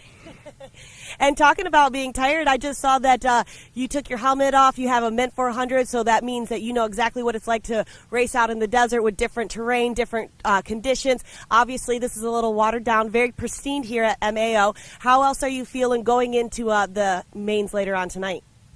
I don't know. I like the mains. And talking about the mains, you've got a little bit of time. You said you were tired. Are you thinking about maybe taking a quick nap and resetting really quick? Yeah. Awesome. Well, I know that you have a bunch of people to thank that helping you to be here for this weekend. My mom, my dad, and my dad's mom. Wonderful. Well, Maggie, I'm going to let you go take a quick nap. There's so much to do here. Maggie's a little tired, but back up to you guys. Perfect. Nice job. Well, thanks a lot, Pam. Tiffany. Now I got me doing it. It's been one of those kind of days, man. The day is young. Oh gosh, don't say that. That just That's means okay. more Tiffany's opportunities for absolutely mistakes. beautiful. More, yeah. Can mistake I us. didn't. I'm not. No. We both have dark hair. The people, No. the women I have to work with here. Jack. No. Okay, so let's have you go into our next race that we have coming up. We have the 170 stock. We are going to have 16 cars in that class. Wow, Go I ahead and wonder- give us our lineup. Wonder if we have like 3 waves with 8. We might have that- more than 3. Well, here's our lineup. Once again, like she had mentioned, on the pole will be Emily Fowler in a 723 in a Razor. Actually, as I look through the entire field, they're all Razors, all Polarises. So here we go. 723 of Emily Harris on the pole. Harper Hess in the 24. Aiden Ballinger in the 2011. Haiti Cowan, the 121, will start 4th. Starting 5th will be Bear Abel Medlin in the 113. Atlee Yashimoto in the 612 will start 6th. Carson Summerfield will start 7th in the 09. Paxton Shamblin is back out there again in the number 37, starting 8th. Westlin Coates in the number 3 starts 9th. Starting 10th will be the 122 of Blaze Medlin. Carson Hill starts 11th in the 126. Chantley McCauley starts 12th in the number 11. And Heston Hess starts 13th in the 22. And Caden Vanover will start 14th in the 22V. Rossi Thomas in the 5R, 15th. And finally, Ryder Thomas starts 16th in the 6R. It's going to be a fun race to watch. We have Carson Summerfield is our points leader in the 170 stock class with a 9-point lead right now over Caden Vanover. And they are off the line. They are green, green, green. Boy, they're running real quiet mufflers today, huh? This Usually is we the hear 'em. stock class. Yeah. The modified is what we'll hear more of. That's one thing about the 170s when they do go green. Sometimes it's if we're like reading off paperwork, we don't We'll see hear him before. them Yeah, go. we'll see him before we hear him. That's why we have an amazing crew in our ears here telling us because he knows and he sees what we're doing. Taylor keeps us on our toes here. Taylor, that claymation cartoon? That claymation cartoon from Rudolph the Red-Nosed Reindeer, don't. that lumberjack Look with a at the- big red beard. Isn't that Taylor? I don't Taylor's know. character? Taylor, you know what I'm talking about? I don't watch TV. Oh, this is an old-fashioned claymation cartoon. But look at the race going on. Look at the race. They're all bunched up. You got 3, the first 3, the second 3, and then you got 2 together. Haiti Cowan, it looks like, is out front on physical. Carson And- Summerfield second. And time. And yeah. time. Through the first No, loop. yes. There's only 2 sectors because of the abbreviated lap, so I'm watching the sector times of where they're crossing the timing loops. And see, Becky Harrison says, "Go Ryder and Rossi." And I really got to thank this young lady, Debbie Fagan. Thank you so much for the comments. I'm only as good as the person I'm standing next to. So Pam, we just got a compliment on our skills. Oh, well, thank you, this Debbie. morning. It's a Thanks, passion. Deb. It's a passion. I love racing. These kids are my favorite. Let's do this, Scott. Huh. As we have this Oh no, great you're battle gonna going on screen. you are gonna make me do it, aren't you? What is your favorite race to watch? Oh. What All class? motorsport- What oh, class, what class? is your favorite class? As we have the 22 and the 126 right there battling it out. I'll let you think about that for just a minute. Okay, that's fair enough. So That's fair. The 22V, that's Caden Vanover that was on screen, and Carson Hill battling it out. They just went over that Ultimax spillway. We got a couple more check-ins. Hermosa Robles, go Paxton number 37, and Chad Thompson checks in. Let's go Chantley. So have you thought about it? That was I'm quick. not gonna let you down. All right, Let you know what? go. Can I make it a tie between 2? I think I might know what you're gonna say. Okay. You then. Can I guess what I think Yeah, you're going to say? absolutely. I think that your tie is going to be the 170 modified class and the Pro Turbo. Oh, you suck. Am I right? Yes, exactly. Exactly. That's exactly it. Look at the battle going on right there, getting ready to come over the race line jump. You're good. My gosh, you're good. I pay attention. Pay attention to my people. That was a great battle over that race line. The race line jump is so steep. So the stock class, I'm sorry, I'm going to interrupt myself there. That's the 723 of Emily Fowler right there on screen. But the race line jump is really, really steep. In the stock class, being stock, as it says, not a lot of horsepower, their cars struggle a little bit more getting up that race line jump right there because it is so steep. And that's the only part that I see the cars struggling on horsepower-wise. But otherwise, they are pedal down the whole entire time. So it looks like so far Caden Vanover is our fastest lap of the race with a 1:18.99. Actually, he's the only driver that's in the 118 bracket, so Caden's the one to watch at the moment. And they're very, the stock class being stock class, I love how it really comes down to how long you've been driving. It comes down to your driving skills. It's a driver's class. Being stock, you can't do a darn thing to these things outside of like shock tuning and tires and that kind of thing. And there's not a lot. Five-car battle going on. Yeah, it comes right down to the driver because these things are so equal. Exactly. We'll call them the IROC of off-road. There you go. If you remember the IROC series. So we have Haiti Cowan, Emily Fowler, and Carson Summerfield and Paxton Shamlin. They are all four, neck and neck right here. And there's a pass going on screen right there. Look at that on the outside going Whoa, dynamite. No. That's the left-hand turn right there. They're going to be. Slide wide. Oh. Nope. Nice maneuver right there. Pass. Wow. This is where it comes down to spotters paying attention and, telling these kids. Go. Take it. There's a, yep. Exactly. Wow. They are going to be getting the white flag this time around. You can see all the parents right there at their spotter section. Is there a contact right there and going they're on? all so close together. I love seeing these kids so close together. It looks like Caden Vanover has the fastest time still as a 1:18.990. Yeah.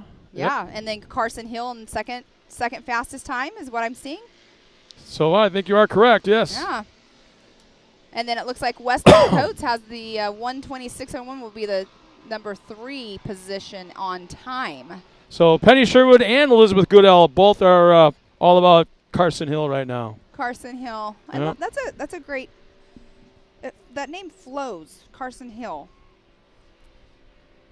Isn't there a higher up racer, I think, with that name, Carson Hill? I don't know. Yeah, there's a hill that's racing Cup right now. Okay, maybe that's what I'm thinking of.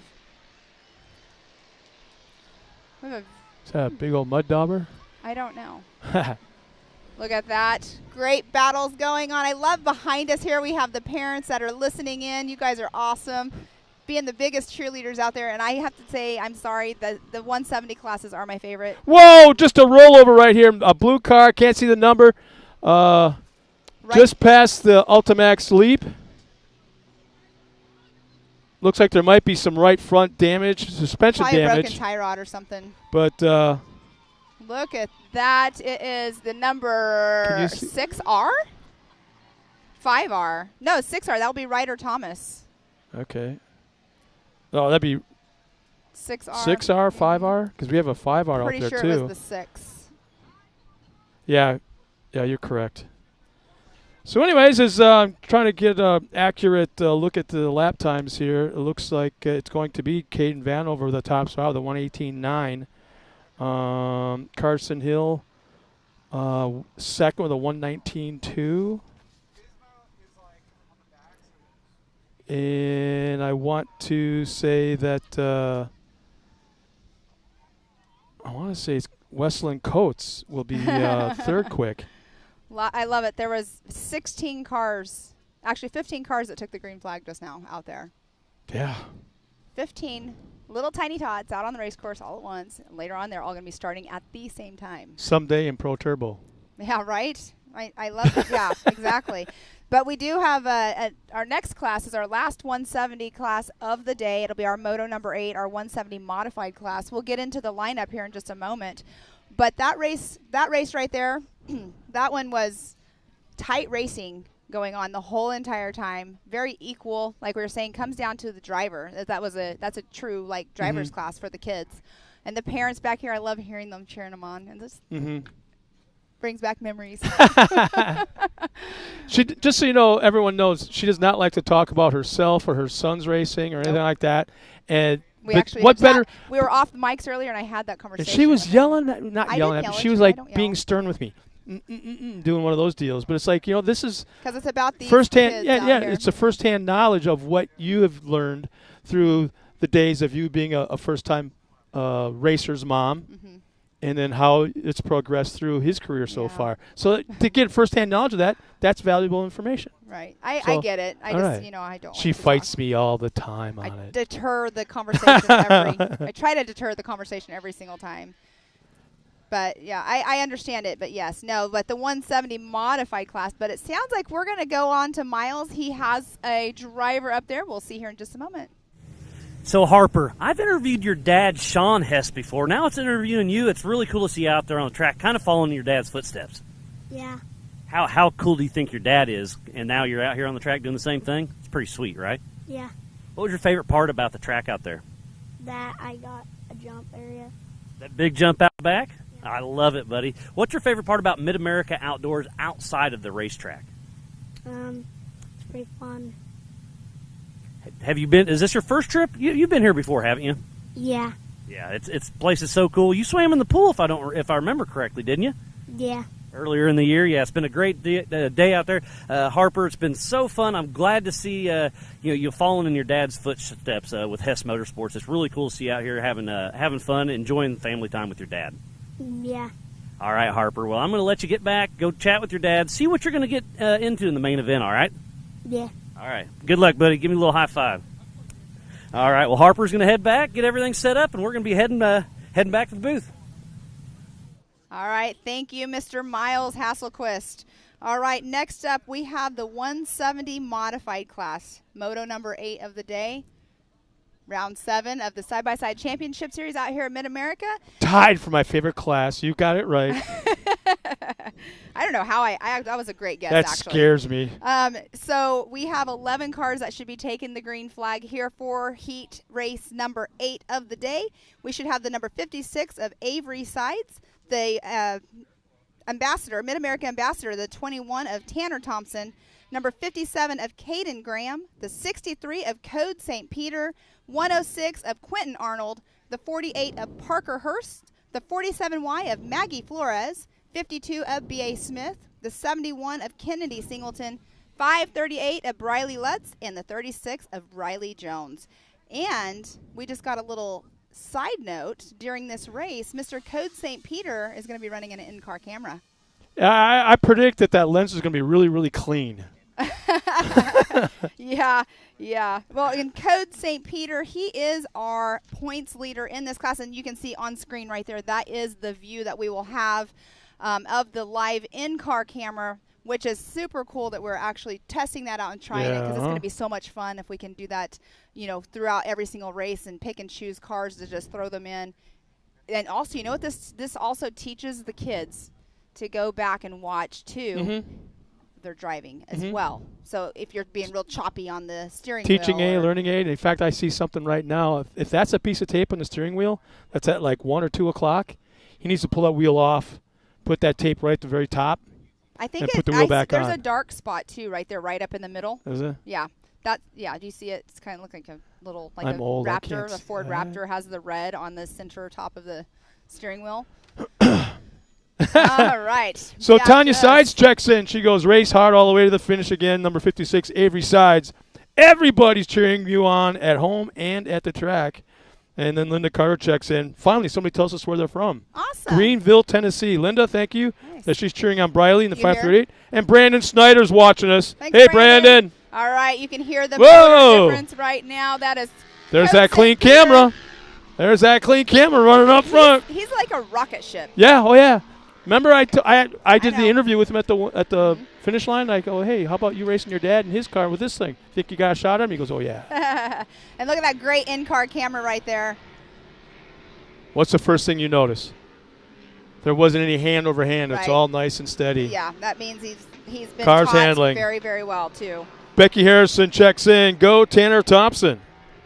Tanner Thompson, Mid-America ambassador. He actually came up and raced at Sturgis with us. He's raced our Ultra 4 stuff as well in the 170 class, which is a lot of fun to have them out there.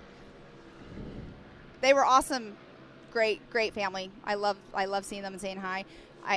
I'm a coffee person, and he literally, they would bring me coffee. I would buy Tanner cake pops, and he would bring me coffee to the racetrack because there was no coffee around. But on screen right there, the in-car camera, which is super cool. I love seeing this view. And look at the mud that he just went through, and see it slid him around just a tick. It's a little bit slippery. It's kind of like Guess what ice. he learned? He learned. You learn how to, what is it? To turn left, you must go right? Yeah. Right? Or whatever, and vice versa? Yep, exactly. And what is your The Hudson Hornet. What is your best friend when you're in a race car?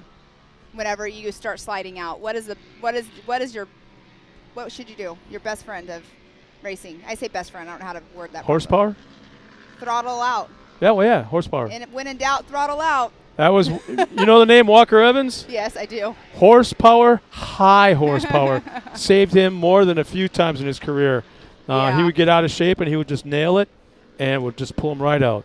So we have Code St. Peter with the fastest lap time right now at a 1:04.396. He's in the first position on time and on race course. There's the parents right there in that corner. He's going through the number 63 of Code going through the MRT finish line. Out on lap 3, there's that little area which is very tricky right there where he just hit that left-hand turn. Mm-hmm. That's like it's a hairpin. Well, so, not only is there's it water there all the time. Yeah, I was going to say the standing water, it doesn't drain out at all. It No. kind of drains into that spot Right. and never dissipates at all. I mean, every race there's water there. There's nothing you can really do about it right there, but it's all good. They've learned how to drive through it. But there we are. I didn't Wow. quite catch those numbers just now. On lap number 2, everybody's a little bit slower by 3 or 4 seconds. Everybody, including Code St. Peter, our leader. Oh, and it looks like we have a little bit of an issue just now. We had a car pull off to the side over here before the race line jump. Can't quite see who it is. That's not it's a big jump, the race line jump. It's big. It's very steep. But the scary part about it is you can't see the other side. So With you the have to big car- trust. Yeah, and when the big cars go later, that's where your spotter comes in handy for Yep. sure. All right, Code St. Peter still in that number 1 position with time, but Tanner Thompson with a 1:05.930 right now is second position with the fastest time. And then Caden Graham in the number 57 with a 1:08.010. So if you notice Code St. Peter, yeah, we got a little wasp up here building a nest. Yeah. Code St. Peter took a little bit different line coming out of that tight left-hand terrapin turn where that mud and standing water is. And there he's right there on the screen doing it. Yeah, and he came out of the corner, didn't get fishy, and nice straight lines. All right, there that is the 71 of Kennedy Singleton. Talk about seat time. I mean, she's already been on the track, 3 times? I think 3 times. That's a big one. That's a big wasp. Yeah. But on screen is what we are focusing on. 2 cars that just went through. We have the white flag out. Code St. Peter still in that number 1 position on time. This is our last 170 class of the day for our heat races out here at round 7 of the side-by-side championship series. Then later on, we'll be doing the trophies, which is so much fun to go watch. You got Billy Champion and all of his crew. They're all set up and ready to go. Billy Champion, let's talk about Billy for a minute. That man puts on a great side-by-side racing series. It's so fast. And so much fun. You've been involved in 3-4 different off-road racing series over your short career. I've been in quite a few. This is the quickest. Look at this. Look at this Picture-in-picture that Taylor just did. We have it picture-in-picture. But Sorry, I got excited about that. But this is the fastest run race series I've ever been a part of. That white car, I believe that will be B.A. Smith because he was in a white car earlier. And they interviewed him earlier as well. So we have the checkered flag has came out. We have Code St. Peter, Tanner Thompson, Caden Graham, Kennedy Singleton, Avery Sides, Riley Jones, Briley Lutz, and B.A. Smith will coming through shortly. Have all completed all 4 laps. So our top 3 in time, Caden Graham of the 108 flat, Tanner Thompson of the 105.9, and Code St. Peter. Aren't you excited? 104.3. I finally got his name right. What was it? I used to call him Cody St. Pierre. Remember at the beginning, I read it right, but I said it wrong. No, getting to meet these people too has been a very huge help. Going out into the pits and talking to everybody. And you're great with names now. I mean, I don't like walking next to you, standing next to you when you're talking to people or walking up and meeting people. Because you know an hour later. Because I'm like, I had that was well, you know. All right. It sounds like we have Miles up there with an interview, so we're going to head right on up to you, Miles. Take it away. Hot off the track, I'm here with 360 Wrap team member Kennedy Singleton, you were great out there. How much fun was it? It was really fun. You're definitely one of that we're always watching out there, the young guys and gals out there. You are the future of our sport, and we just love watching you guys out there and gals racing so hard against each other. How much fun is it? It's really fun because Mid-America makes the best out of it and makes the most out of it. Yeah, the racing's great, but what about the rest of the park? What's your other favorite part out here? Probably hanging out with my family, getting family time in, and hanging out with friends and just having a good time with other people. And that's what Mid-America Outdoors is all about. You heard it here, right here with Kennedy. Friends, family, fun, Mid-America Outdoors, it all goes together, doesn't it? Yes, it does. All right, well, you just got done with your heat, did great. I'm excited watching the main event later on today. Kennedy, get back there, check out the car, and have some fun later on this afternoon. Okay, you too. What a great day it's going. The young guys and gals, again, this is the future of our sport. They're having so much fun out here running around, but we got some more racing yet to come, so we'll send it back to the booth. All righty. Thanks, Miles, for all those awesome interviews down there. Him and Tiffany have to catch the cars because sometimes they're ready to get back to their pit or they have a next race to go on. And so catching the cars coming off race course is a job in itself. But we do have next up our Vet 40-plus class in the NA. And do you want to give us our lineup, Mr. Scott? Absolutely. On the pole, spent a little bit of time with this guy last night at the Coconuts, and, man, that was fun. Yeah, he has some great stories. But starting on the pole will be the 95 of Todd Remereed. Will Harris starts alongside of him in the 003. Chad Mayo made it on the track with a whole ton of drama on the social media after last round's wreck. He'll be starting third in the 401. Austin Sides alongside of him in the 112. Starting fifth will be Randy Holman, the 41X, alongside Jeff Johnson in the 27, starting sixth. Kevin Hall will start seventh in the Yamaha in the 46, alongside Dan Holman, a Honda, in the number 7. Starting ninth will be Rick Schroeder in the 978 in the Yamaha, and the Razor of Jeff Chalmers will start 10th in the 413, and Mike Buccafusco. That one I do know. We'll start 11th in the 901 in the Yamaha. So this class has got so much off-track drama and things going on between the different race teams and their own issues. Starting right off with Chad Mayo. Well, yeah, there's always, racers like to talk on and off track. Or not on track, but off track and, off site as well. But let's go back to Mr. Todd Remereed. Remereed, Tyler Remereed, they have been racing a different series this whole entire year. They've been racing Champ. But they did start off with us here at Mid-America at the beginning before those races started. But they're a great family they're fairly new to racing still. But last year at Crandon, the 2021, that's when they first came and raced for our Ultra 4 series as well. And they just have dove deep into racing. They're really great teammates with the Greaves family. But that family between Todd and Tyler, they are ones to reckon with out here on race course. And I believe Todd at Crandon this year won our Ultra 4 UTV class. Yes, he did. And what's interesting about Todd, one of the stories that struck me was the fact that before they started racing, they had a couple of side-by-sides or UTVs. I guess he had a bad wreck, really messed himself up pretty good, and he didn't have any safety equipment, helmets. I think he was strapped in, but he wasn't. It was just a backyard UTV having fun on the trails. He messed himself up pretty good. And he said, you know what, I'm done. I don't want to do this. We're getting rid of everything. I don't want to do it. And it was his wife that stepped in, I guess. Says, no, you're not stopping. In fact, we're going racing. And he went out and snorted around, bought a couple of, used piece of equipment, 2 cars, and bought some used equipment, racing equipment, modified it. And I guess he crashed again, got hurt again. And he was done. His wife again put the fist down. Says, I watched you. You and Tyler had so much fun, had such a good time. You guys are bonding so well. We're doing this. We're staying in. And she made him go out and buy 2 brand new cars, all brand new equipment to get it race ready. And as he's telling the story last night, he's kind of doing this because he's getting choked up. And it was such a cool thing to see. And if Tyler was around, I probably wouldn't have got that reaction from Todd. So it's such a neat story, Yeah, they're a and great there's more to family. it than what we talked than what I'm saying now. But yeah, it's so cool when he started doing this and kind of getting choked up a little bit about how it has brought his family together. Uh-huh. Very, very cool. Yeah. This is my favorite vehicle.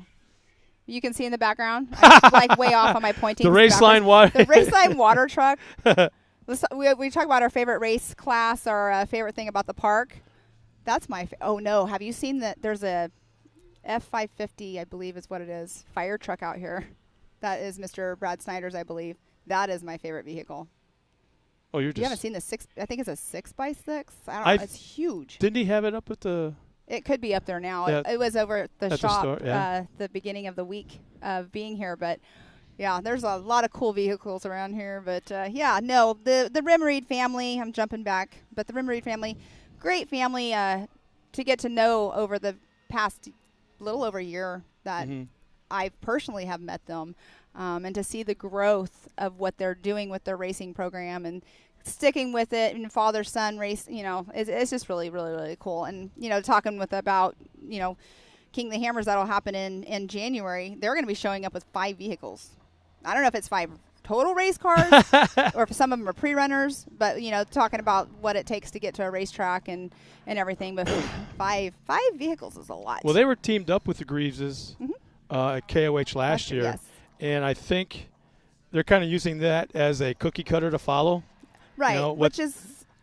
There's nothing wrong with that. No, not at all. How do you think Greaves learned? They kind of... Right.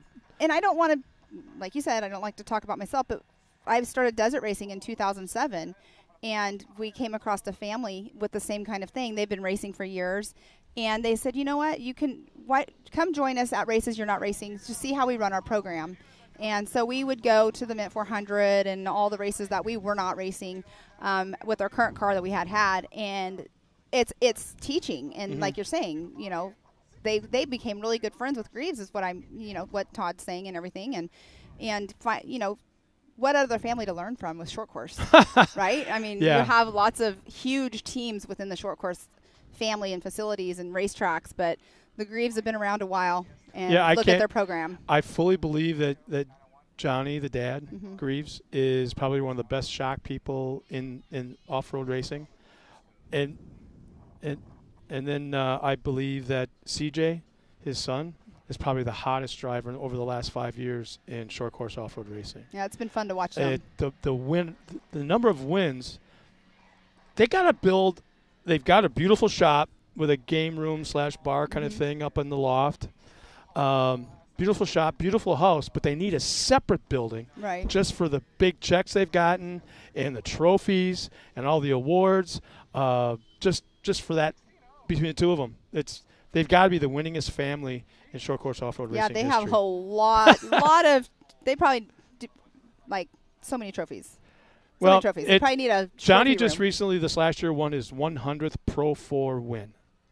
That's right. I remember that. And I fully believe he's got a total of 300 under his belt. Wow. Going back to the Soda days, which was before Core, which was before Torque, which is before Champ Off-Road now. Right. So going back to his buggy days, when he ran in a single buggy, I fully believe that there's well over 300 total race wins in his career.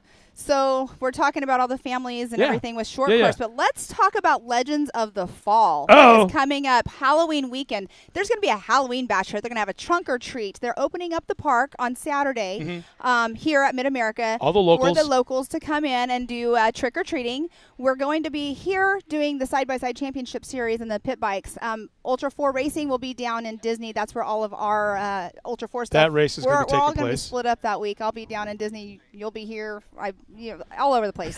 So it's going to be a fun weekend of a lot of activities, and that's what a way to go out on the 2022 Side-by-Side Championship Series and Ultra 4 Racing. It's just the finals, the final event. Then we have 2 months off. That's it. And they probably won't happen, but I'm going to say that Jason and Gayla are probably going to have to hibernate. We'll give them 3 days. Hibernate for 3 days, then it's time to come out and jump on 2023 because there's going to be already jumped on 2023. huge announcements coming out. at Legends. Right. Huge. So yeah, just Huge make sure you're announcements. following along with all of the social media for Ultra 4 Racing USA or Ultra 4 USA, and then we have the side-by-side, the Mid-America Outdoors Instagram page. Make sure you're following the Facebooks and the Instagrams, because there's just going to be lots of stuff going on for sure. Follow the website. We have an app. This is something we haven't talked about. So the Mid-America app that you can download on your phone. What's really cool about it, you can go to that app and there is a button. If you're going somewhere and you don't have your TV or your computer in front of you, you click live streaming and you can watch it on the go. Mm-hmm. You don't have to have your computer. The schedule's there so you can see everything that's going on, and it's really cool. So if you don't have the app at home, to the parents and the aunts and uncles, just on the app, the menu. Oh. No, that leaves it open to you need to come here and have the restaurant that exactly Legends and yeah. Chef Don cook for you. Yeah, you definitely. I don't know. What's your favorite thing on the menu? Let's talk about that. You know, someplace I've never had anywhere else but right here. You can't get it anywhere else. I've never heard of it anywhere else. But but right now, I'd have to say the mushrooms. Oh, I thought you were going to say the blue cheeseburger. Isn't that what you got the other day? Oh, yeah. All right, so we have our next class going off the line. The 40-plus vet NA class has taken the green flag. Looks like Mr. Todd Rimreed already is out front for just a moment, tied up. He's in second position now. And I'm not sure who that second place. Oh, no, that is Mr. Will Harris that jumped out in front and got that whole shot. Todd Rimreed in second, Chad Mayo in third. And I believe that's Randy Holm in the 41X in that fourth position physically on race course. It looks. I didn't even realize that car of Chad Mayo's got done so close to race weekend. They didn't get a chance to wrap it. I don't think he had time to do. Well, yeah. I think he literally was still finishing the stuff yesterday. But out there on race course was our first wave of cars that took off the line. And there's our second wave coming off. It looks like 2, 4, 5 cars. Yep. Oh, and one goes around right away. Oh, right there at the bottom of the hill. Oh, that is our in-car. That is Mike Buccafusco right there. He has our in-car camera right now, and he is in a Yamaha, the number 501. And he is a part of Billy Champion's team as well. He's out here. He comes out here on Wednesday and starts helping set up before the races even happen. And look at that. We can now see the battle going on and still see the in-car of Mike Buccafusco. You can hear the motors popping and shifting gears. Definitely a different sound of the Polaris compared to the Yamahas. Yeah. Well, and they have the paddle shifters in the Yamahas as well. The paddle shifters, chain drive compared to belt drive. I mean, there's so many differences.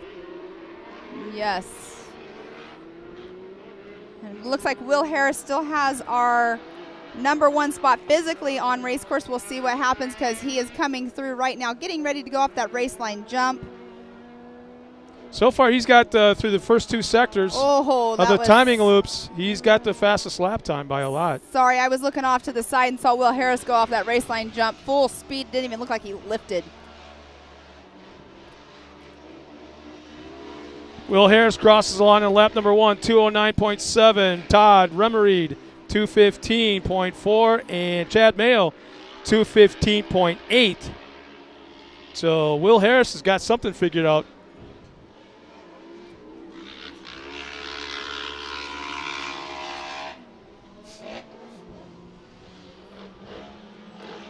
All right. A little bit of a battle going over. That's Chad Mayo, and I believe that is that. Yeah, Chad Mayo and Todd Rimreed are neck and neck going up right now over the Talladega turn. Battling it out. That is. See, now what I'm finding out. Track, now what I'm finding out is if you watch closely, different angles, and I'm cheating a little bit because I'm turning around and looking at the track. So between the monitor and actually physically looking at the track, there's a big difference on that track changing. There's definitely dry spots and definite wet spots, and there's like nothing in between. So these guys are struggling trying to find that traction. Yes, for sure. And we do have Mr. Chad Mayo is our points leader in this class. And he has the points by quite a bit. So we shall see I mean, where you only have this round and next round left. But on screen there is Chad Mayo behind Todd Rimreed. They're running neck and neck. It looks like they're pretty equal on driving. They're both running in a Polaris Razor RS1, and that's the number 27 Jeff Johnson right there, the beautiful American flag wrap on his car. And he is in a Yamaha as well, and that is Will Harris, that 003 right there. He's so quick it looks like it was fast motion. Right. And he's already been out on race course once today. Oh, look at that. It looks like Chad Mayo got around Todd Rimreed. They're coming over the race line jump. So that puts Chad Mayo in physical position in second. Well, Will Harris has crossed line to complete lap number 2. 2 seconds slower than lap number 1. But so. Look at the time difference between him and the second. I mean, you got a 6-second difference, so I would probably save the car myself. It's actually Chad Mayo crosses the line on lap number 2 with a 2:18.42, so he's 7 seconds behind Will Harris at this point. Right. Not a bad place to be. No. Again, this is just for gate pick in the main event. Exactly. And he's, like you just mentioned, he is our points leader. Yes, and there is Chad Mayo right there.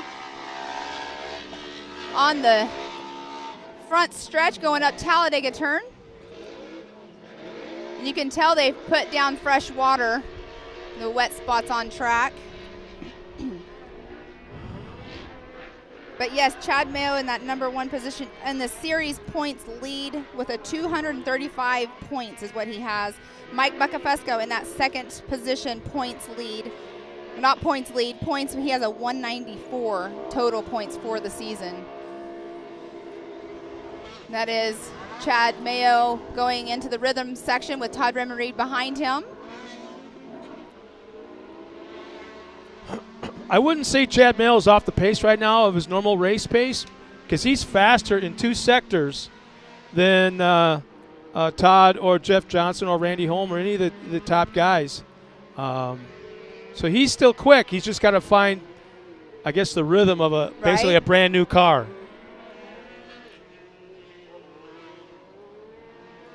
Yeah, when it's a brand new car, you didn't get much testing time. He's used to driving an RS1, though. That's what he was driving before. I should reiterate, it's not a brand new car. It's a rebuild car. Right, exactly. It might as well be a brand new car. Yeah, even as much though as it's work rebuilt, he did on it. yes. You still got to get the adjustments back together.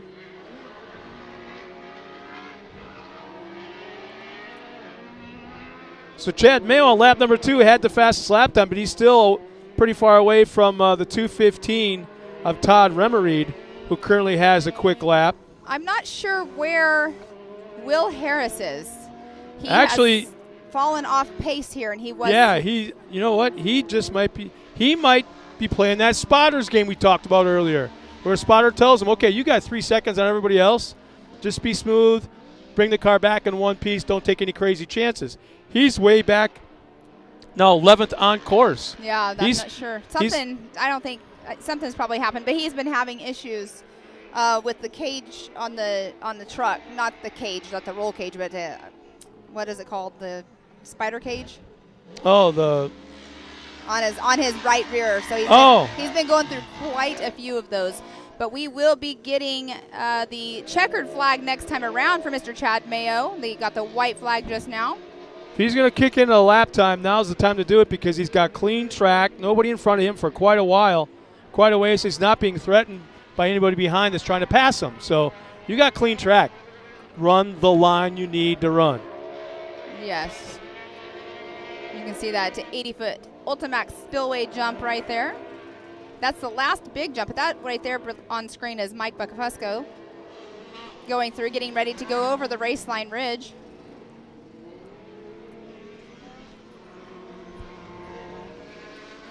And look at that race course. I love seeing this because you can see them coming down where the whole shot turn is. Then they're going up the Talladega turn. It's a really cool My favorite right corner there. is at the bottom, just past the whole shot? The whole shot. Go line. at race speed and see. Yeah. Then tell me because it is not my favorite. I love it because that's where you find out who the drivers are with the cojones. So that turn and then that off-camber turn that I always talk about on the backstretch, those 2 turns right there are very difficult to try to figure out. But there is Mr. Todd Remreed right there on screen.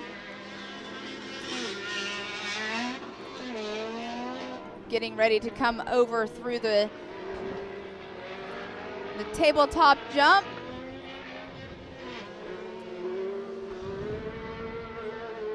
And on course physically in that number 1 position, Chad Mayo will be getting that green or checkered flag here in a moment. Tell you, Chad Mayo's not. I mean, he's got nothing to. He's got. Let's put it this way: he's got everything to be proud of right now. Of all the work him and the guys put in that car to get it on the track, in the different sectors, he's either quicker in sector number 2 or almost identical in time in the 2 other sectors where the timing loops cross the track. And they just came through and got that green flag. So we have Chad Mayo and Todd Remreed, who have physically came in 1 and 2. But that does not matter, and they're so close in time. But Todd Remreed has a 2:15.423 as fastest lap time, and Chad Mayo's fastest lap time is a 2:15.805. Yeah, Will Harris will take the top spot with a 2:09, which would put Todd in second, and Chad Mayo third as far as gate pick this afternoon. Lot of side stories and drama in this class.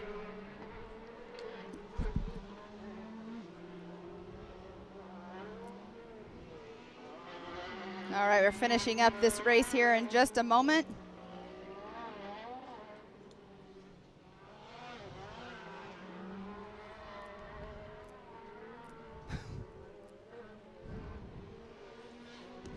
Going through the MRT finish line right there.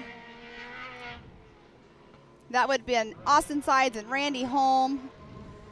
We got Jeff Chambers, Mike Buckafusco, and Dan Holm should be crossing that finish line momentarily.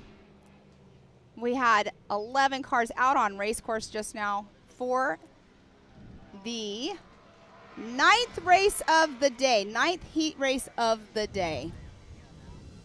We got one throwing a little smoke there. Let's see who that might be.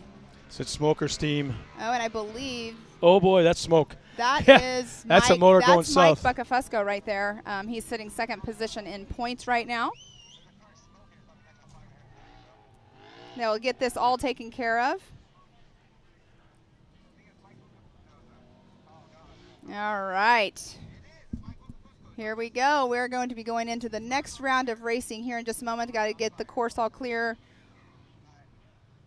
Make sure everything's all good. Our safety crew is right on it already.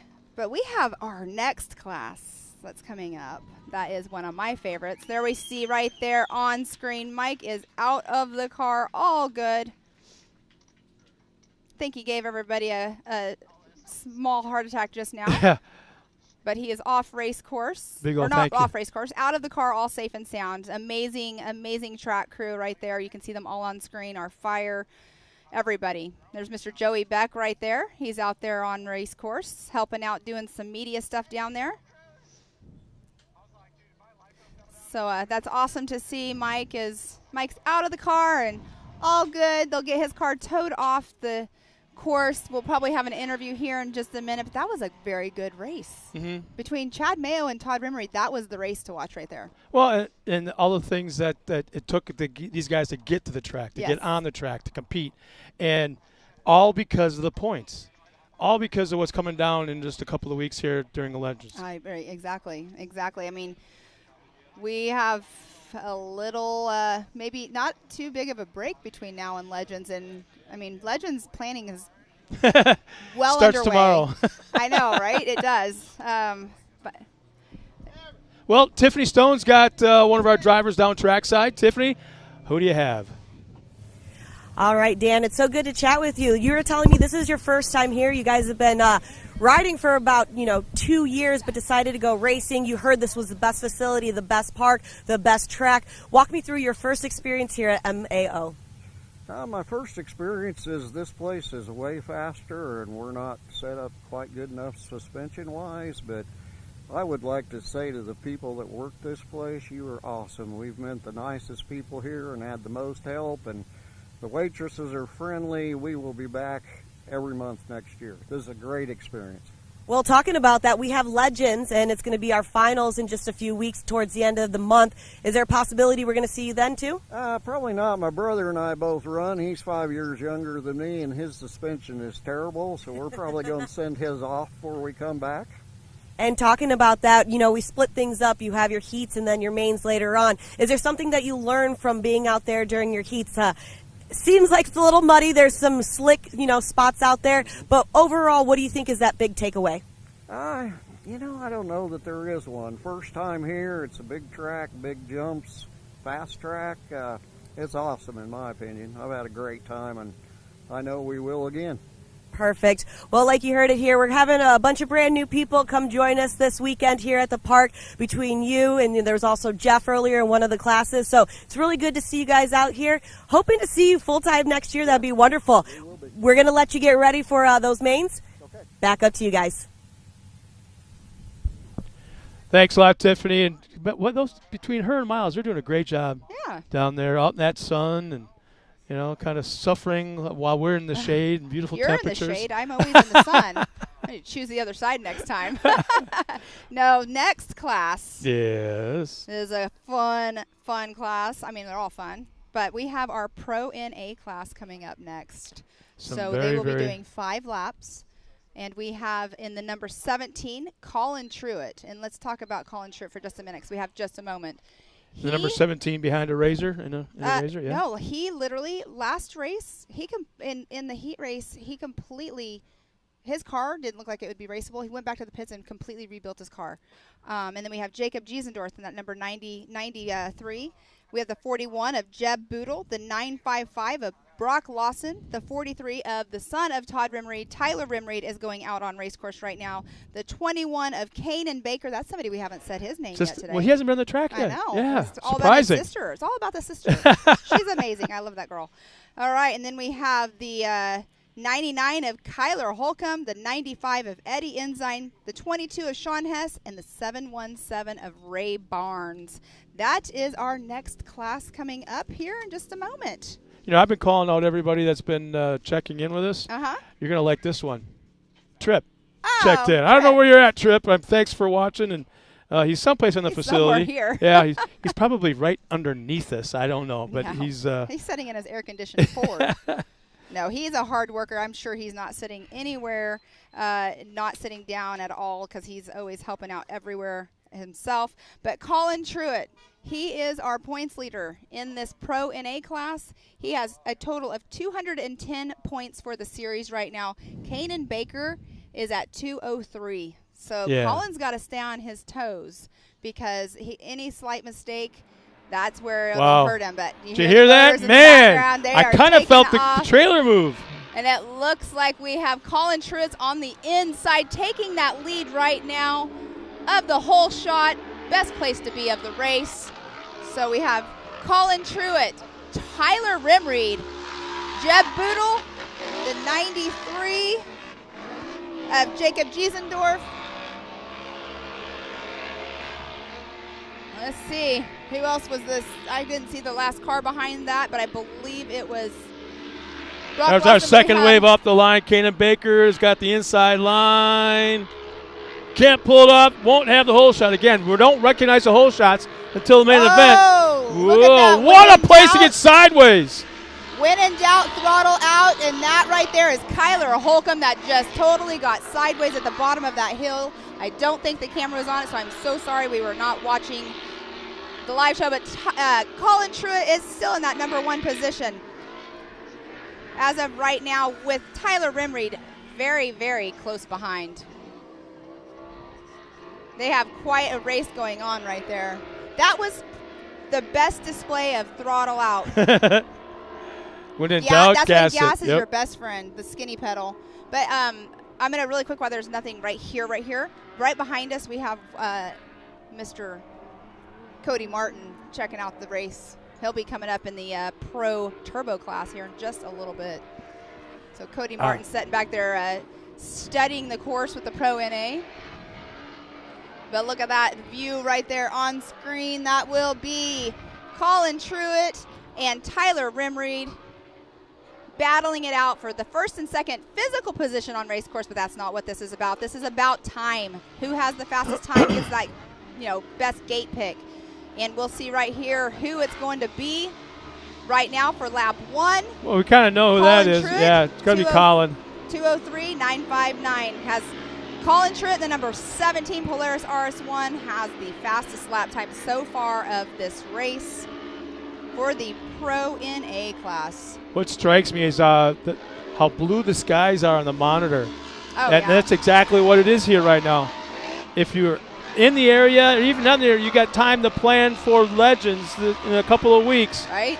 Please come out here. The leaves will be changing. A beautiful time of year. What a way to spend Halloween weekend here at Mid-America Outdoors. So what a great place to come to. Definitely a destination, as we're hearing it from a lot of people. It's a destination off-road resort. I don't know where else you could go and have the amazing food and facilities that we have here at Mid-America. But look at that going. Oh, no. Wow. That was Colin Truitt getting a little sideways as off race course, Oh. and he is towed in. Yeah, I was going to say the Those front tie end rods. is something's happy there. He came off that jump, and it shot him right off, so there's something that broke loose right there. He is not a happy camper because he is our points leader only by 7 points right now. That means he's going to have to go back to his pit, get this car. I shouldn't have said that. Last race, he had to rebuild it before the main event. Well, he's the kind of guy that basically does rebuild it, whether it needs it or not. That way it's in his head. It's done. This is taken care of. I don't have to guess, okay, I didn't change this, I didn't change that. Will it stand? Will it last the rest of the race? He now knows because he's the kind of guy he just works on that car crazy long time. And that's Kyler Holcomb right there on screen, and the number 99, Kenny Bobby Racing, and that Yamaha. Whoa, Kanan Baker, fast lap of the race, 2:03.6.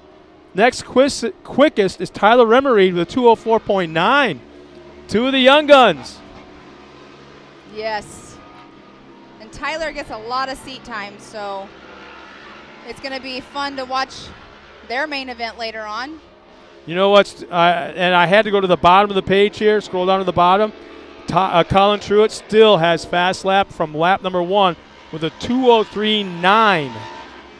So we have Tyler Remery, Jeb Boodle, and Jacob Giesendorf are our 1, 2, and 3 right now physically on race course, with Brock Lawson 4th. But it's not about position, it's about time, as we keep saying.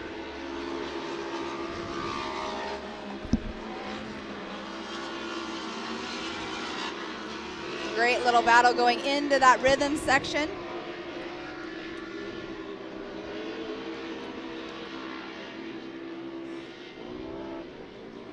And that right there. What's really neat about this class as well, that there's multiple manufacturers involved. Oh, right, exactly, yeah. We have Honda, Razors, Yamaha, Polaris. Honda, yeah.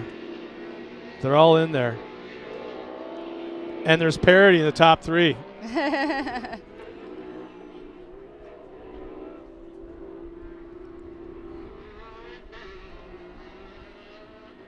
You got me hungry talking about the restaurant up there. You asked. I had to be honest. Oh, goodness gracious.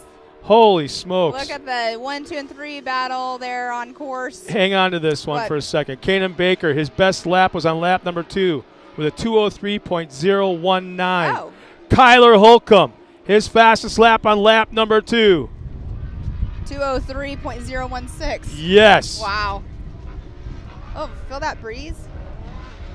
Yes, I do. Yes, I do. Look at that 3-way car battle just went over the race line jump. Coming through, getting the white flag right here will be Tyler Remery, Jeb Boodle, and Jacob Giesendorf, 1, 2, and 3 battling it out for their gate picks right now. Look at that. It's a race within itself, even though it's just our heat races. We have a long day of racing still to go. And I'm saying Giesendorf. It's probably Giesendorf. I think you got it right. Yeah. I'll go with what you say. With the PPEI car.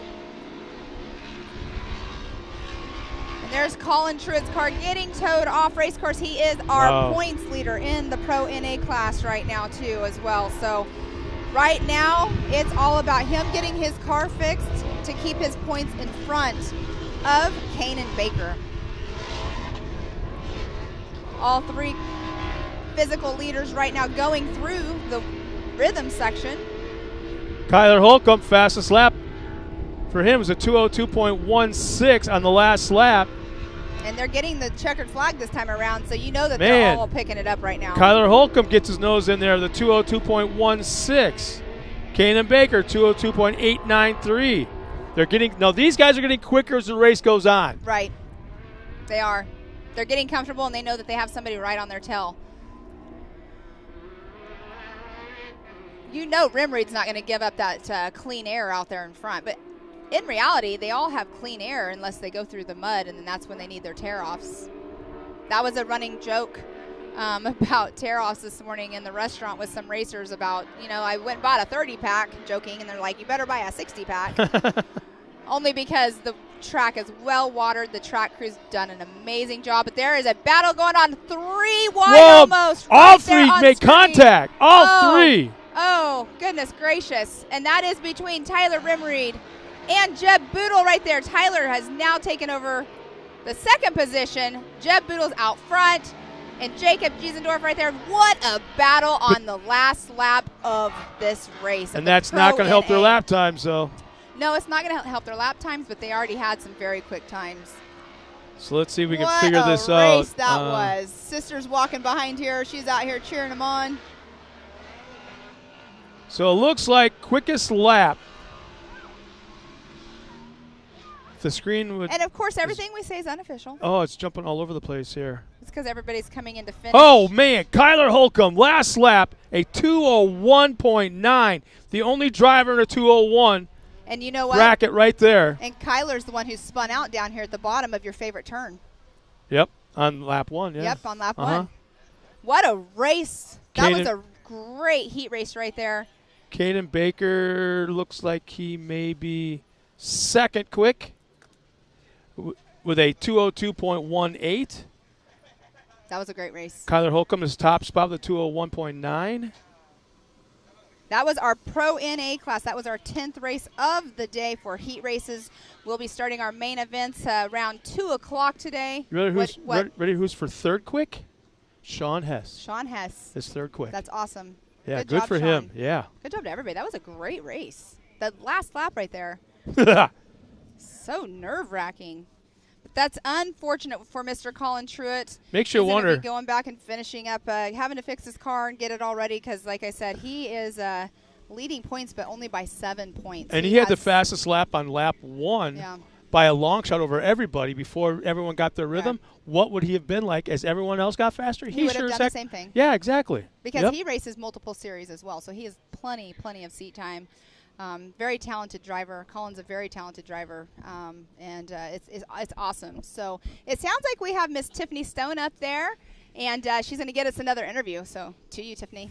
Nice job out there. You had us a little scared in the beginning of everything, Kyler. Walk us through kind of what was going on with you. You said it's a little bit different driving this Yamaha. And, of course, you had a great fast lap time, about 2:03. So you're in good spot right now. Yeah, I don't know what happened on the start. I was trying to run down, I guess, behind Bako, and he just cut over on me, and I did a full 360 down the hill. My best bet was just stay wide open and try not to roll over down the hill. We always joke, when in doubt, throttle out, and that's kind of what was going on. Scott and Pam are exactly saying that. So what's really the main difference with the Yamaha right now? They're really hard to drive. They're rough. It beats you up. My hands are on fire just from trying to hold on, but the HEATS power steering made a huge difference. And I've been driving it without power steering for like probably a year actually, and so that made a huge difference. And just everyone's support out here with Kenny Bobby Racing, my parents, which they're watching right now. It's just great being out here and finally getting up here. Well, the temperature is a little bit cooler. It's a little windy. The dust is starting to pick up. Obviously, we're going to, water some stuff down before the mains. But what's the big takeaway now that you know what's kind of happening with the Yamaha, what you want to implement for the main? I would say, so it looked like I was running pretty good pace with everyone else. So, I think I'm going to be starting second row. So I should be able to, if I don't get spun out again, I should have a good chance to be on the top spot today. Wonderful. Well, best of luck to you. I'm going to let you rest your hands. Yeah, get something to drink, get ready for later on today. It's going to be a great race. Track conditions are perfect right now. Back up to you guys. Thanks a lot, Tiffany. And our race has started. Wow, holy smokes, we're kicking them out real quick. It's this amateur turbo and a large class. I believe they're going to have 3 waves, I will bet, on this one, as we have 14 cars out there. Yes. Here's our lineup. It looks like Heat 1. In the Can-Am of Nick Wolk, the 768. Blake Helms in the 31X. Terry Hill in the 1776. Lee Knowles in the 41. Justin Moore will start 5th in the 82. Kyle Arkenau will start 6th in the 93. Sean Murphy starts 7th in the 39 Can-Am. Ariel Bayarski starts 8th in the 735 in the Can-Am. Morgan Vanover starts... okay, everything's moving on me here. Yeah, it's moving because everybody has started the race, but we have a great race going on. Mr. Lee Knowles, who is a Mid-America ambassador, he is number 1 in points right here, so he's really trying to hold on to that lead that he has, and that was him right there on screen there. And there we have the 39 as well of Sean Murphy. Hey, we got Fred Shipley checking in, getting ready to see Justin Moore and Lee Knowles dominate turbo. Go scrapping by. And Tony Peabody, good luck, Justice.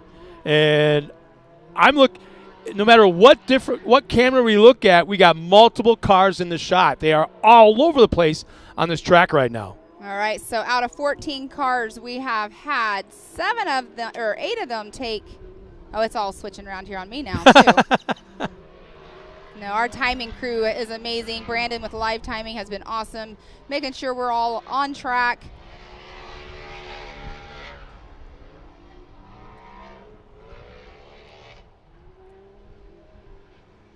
And Mr. Kyle Arkenau right there over on the Ultimax jump right there. And there is Lee Knowles right there with Blake Helms right there. So I'm watching the sectors once again. And Blake Helms is fastest in Sector 1. Sector 2, Lee Knowles is quickest. And Sector 3, Lee Knowles is quickest. So that is so cool to have those timing loops in there. And then here we get this. It's some great racing today, no doubt. Oh, hey, Trip. Yeah, Trip's at it, man. That's his license plate on one of his vehicles, too. On screen, look at that view right there. So many different views right there. Switch backing, going through the Talladega turn, going through the finish line. A little shakeup going on further back in the pack. And when I say that, I mean, like, probably would be in wave number 2. On lap 1, it's Jacob Frederick with a 204.55. John Calligrew, 205.6. And Blake Helms with a 206.52. So our top 3 right there. And that was a great view of Lee Knowles going through that turn right there after the rhythm section with Blake Helms in front of him. Blake Helms in that purple and green car. Mid-America ambassador Lee Knowles right there behind him, battling out to see who will get the fastest time for the best gate pick. Now, would you say Lee Knowles is kind of like one of the running around comedians of the series? Likes to have a little bit fun? I don't know.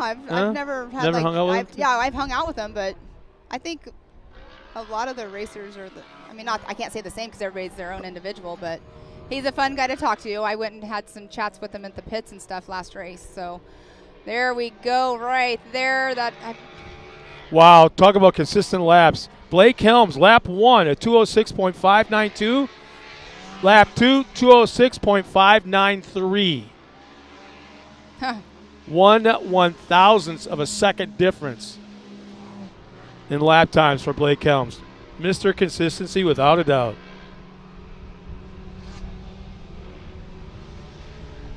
What a great heat race. Number 11 out there of the amateur turbo class. 13 cars took the green flag. Actually, it looks like 13 cars took the green flag this morning.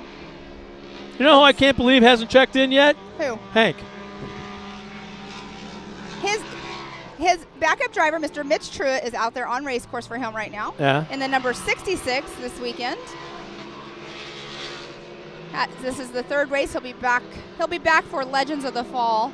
And there's Kyle Arkenau right there getting ready to go up the Talladega turn. And behind Kyle, I believe, is the 1776 of Terry Hill. And look at the battle going on right there, going up the Talladega turn side by side. Two cars neck and neck. What a great battle. John Calgrew, fastest lap of the race on lap number 2, 2:03.58. And that's what I'm thinking. That was John Calgary right there in that two-car battle. I couldn't quite make it out with the mud on the side of the cars.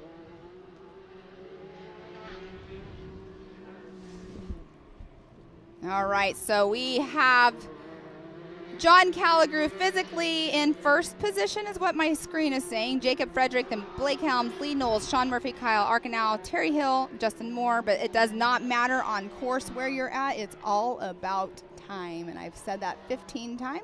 16. Okay.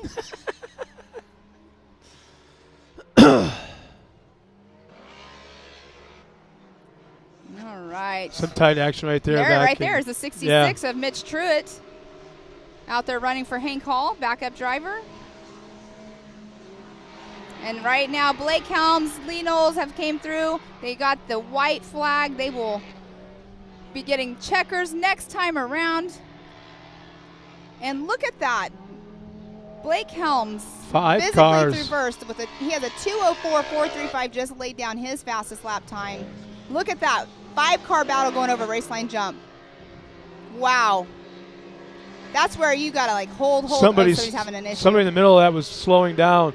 Actually, the 2 cars. 82, the number 82 just now was the first one that slowed down and took off Justin again. Moore. And then the second one behind him, I can't see a number on the car at all.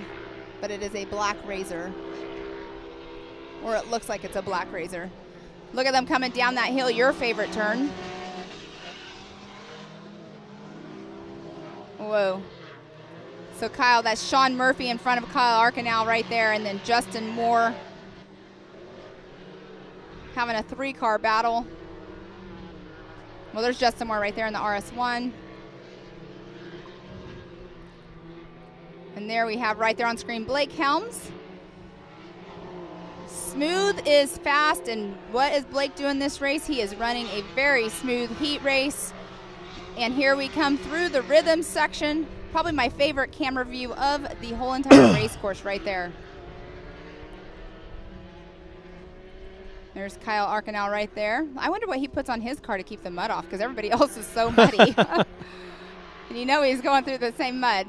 Now Kyle also races the pit bikes. That's a fun thing to watch. But Blake Helms is getting ready to come around and take that checkered flag here in just a moment, ending the amateur turbo class of the day. So far, let's see, it was on lap number 2, actually, John Calgary. Fastest lap of the whole field, 2:03.581. Blake Helms on this last lap with a 2:04.43. That'll put him, I want to say, 3rd. So Lee Knowles, our points leader, finishes physically 2nd on race course.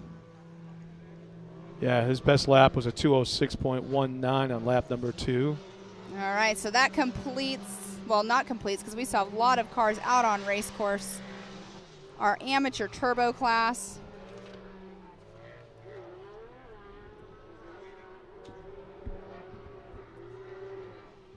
That's a fun race to watch. Well, there was something going on everywhere. I know. Just don't blink. Everywhere. We do have a car off the race course up there. I haven't quite seen who it is. So we still have a few cars remaining to come in, but I kind of doubt that anyone's going to come close to John Calgary, who's got the fast lap of a 2:01.60. There's no one even close as I'm scanning down here. He's fast. He's in a Can-Am. So Jacob Frederick, looks like he'll finish 2nd in time with a 2:04.1. And let's see here. Kyle Arkenau with a 2:04.72 should be third quick in this class. And again, you've said it so many times before this afternoon, this is not for finishing position on the track when they cross the finish line.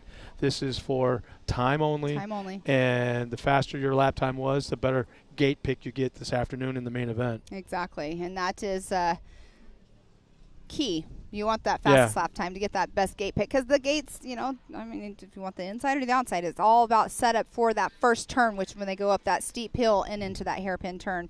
We've seen it so many times. The outside line, they tend to.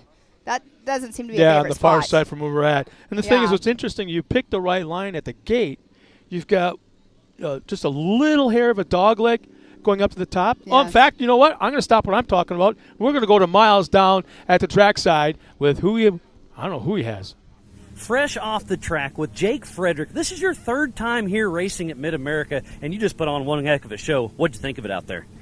Today's track conditions are perfect. You know, last time I was here it was a little wet. They watered the track before the race and wasn't hooking up, but we went home, did some adjustments, came back down here, and the track was perfect, and just things went my way. Yeah, I mean, perfect track, perfect day. It is absolutely beautiful out here, just outside of Jay, Oklahoma, here at Mid-America Outdoors. And like you said, track conditions can't get much better. It can't get better than this. I'm actually hoping for the main events it's just the same way, you know. Yeah, I like it dry. Yeah, well, dry, but some of the corners could get a little wet. And like you said, we do have to water the track, keep the dust down. So it's just kind of luck of the draw. But perfect track, perfect day, perfect race. Well, this is your heat. We'll see how it does in the main. Yes, sir. I'd like to thank Donnie Case Power Sports and our team at home to get us here and all the hard work they do. Yeah, I mean, it takes an army to just get here, and then driving's the easy part technically, because so much behind the scenes happens out here to just get to the course. Well, we're from Ohio, so it takes us 15 hours to get here. You know, there's 2 of our cars running, and then we have 2 kids' cars that run, so it's a constant 40-hour work week on just building cars, and then last minute traveling down here, 15-hour trip, and then getting set up and getting practicing. It's a rough week. But it's a fun week, and that's what it's all about. I mean, you're traveling, like you said, 15 hours just to get here. It's a world-class venue. Yeah, it's the perfect place, and it keeps growing, and I'm curious to see what happens next year, because we're going to come down and run the whole series and, you know, try to get every race in. Yeah, next year we got a lot of huge announcements coming out for Legends of the Fall. You'll hear them there, so stay tuned, stay excited. It's going to be a great year. So, Jake, good job out here, and excited to see you in the main. All right, thank you. All right, well, you heard it here. It's going to be a lot of fun. The track is absolutely perfect. Let's get back to some more racing. Send it back to the booth. Well, thanks a lot, Miles. Like we said, we got a lot of racing to go. Who's our next race, Pam? Our next race, race number 12 of the day for our heat races, is our Expert Turbo class. And we have 8 cars that should be taking the green flag here. We will have Matt Hecker in the number 31. I need to put my seeing eyes on. And then we have the number 47 of Rusty Pipes, who will be running an in-car. So those are super cool. I'm liking that. And then we have the 121 of Michael Green, the 43 of Justin Barube, the 917 of brand ambassador of Mid-America, Kendra Hoop, the 86 of Donovan Willis, the 894 of Austin Braden, and the 444 of Mickey Schroeder. So Kendra Hoop, let's talk about her for a minute. She's in this Expert Turbo class right now. She is also going to just literally have to turn around and go straight to the start line because she's in the next race as well. Hasn't she been on the track twice so far today, or just once? I don't remember right this moment. It was earlier in the morning. There we go. The green That flag didn't take is long. out. They're going to have 2 waves of cars. Matt Hecker, Rusty Pipes, Michael Green, Justin Barube, Kendra Hoop have taken the green flag for the first wave of cars. And look who's out front. It is Miss Kendra Hoop in the 917 Mid-America Outdoors car, Can-Am, with Michael Green behind her. And then we have Matt Hecker, Rusty Pipes, and Justin Barube. So we have 5 cars out on course. Here goes the next wave of cars. We'll have Donovan Willis, Austin Braden, Mickey Schroeder, and Christopher Welch have now taken the green flag. Oh, look, contact going down. Yeah, they were doing that all the way up the hill, too, as well. And that's what we were talking about. Do you let up or do you not let up? Like, that's this early in the race, I'd say just burp the throttle a little bit, because you always come back to battle again. You want to get into the main. You can't win the race on turn number 1. Right. Or you can lose in the it. heat race. Yeah. Oh, but right there on screen is a great battle between our first 5 cars that took the green flag this morning. And this is a 4-lap race. The only one so far we have had a 5-lap race in was our Pro NA class that was a couple races ago. But there's my favorite shot right there of the exit of the whoop section. 184 or 144 Mickey Schroeder. Look, there's the in-car camera right there showing the driver this time instead of the outside. And that is Mr. Rusty Pipes, who Lee Knowles gives credit to for getting him into side-by-side racing. Very well-seasoned racer in circle track racing. Oh, everything. Talking to him last round of racing back in the pits. He's like, I couldn't believe everything. To me, a sprint car looks cool parked. To say nothing of what it looks like on the racetrack at speed. And he was behind the wheel of a sprint car. I'm like, oh my gosh. So Kendra Hoop just went through with the fastest lap time of the day so far in her heat race at a 1:55.883. So she is in the number 1 spot right now, on course and on time. And this is the Expert Turbo class where Austin Braden is our points leader. Now keep in mind, the exciting part of the main events later this afternoon look at that. She got past. Kendra got past, and she took her lead back between her and that is Michael Green and the 121. They are battling it out neck and neck. Look at that. He's trying to figure out which line he needs to be taking right now to get past her. I'd almost say burp the throttle a little bit, go back about 15, 20 feet, and just watch her lines. This right here, he's getting so close to her. That's where you can do the inside-outside lines. Yeah, spend a lap watching her lines, and then go in the attack mode. See, and she's got the points lead right here. So this is where she needs to mentally make a decision. Do I want to worry about getting first place physically on course, or do I want to save my car to get to the main event to keep my points? Well, how much? She's running 3rd in points right now. Austin Braden is in 1st in points. Yeah, it's going to be really hard to tell her, you know what, save the car. You know, it's awfully hard to say. Right. But she's another great driver out here. Puts in the work and the time. Always comes in with the A game.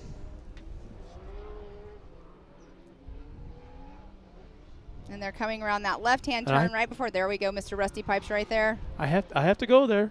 She's taking it to the boys. I'll be honest with you. You go to your Friday night stock car track at the fairgrounds, just hang out, watch a bunch of races. I'm sure there's women involved in different classes there. Or you can go to the drag strip. Same thing there. Women are involved.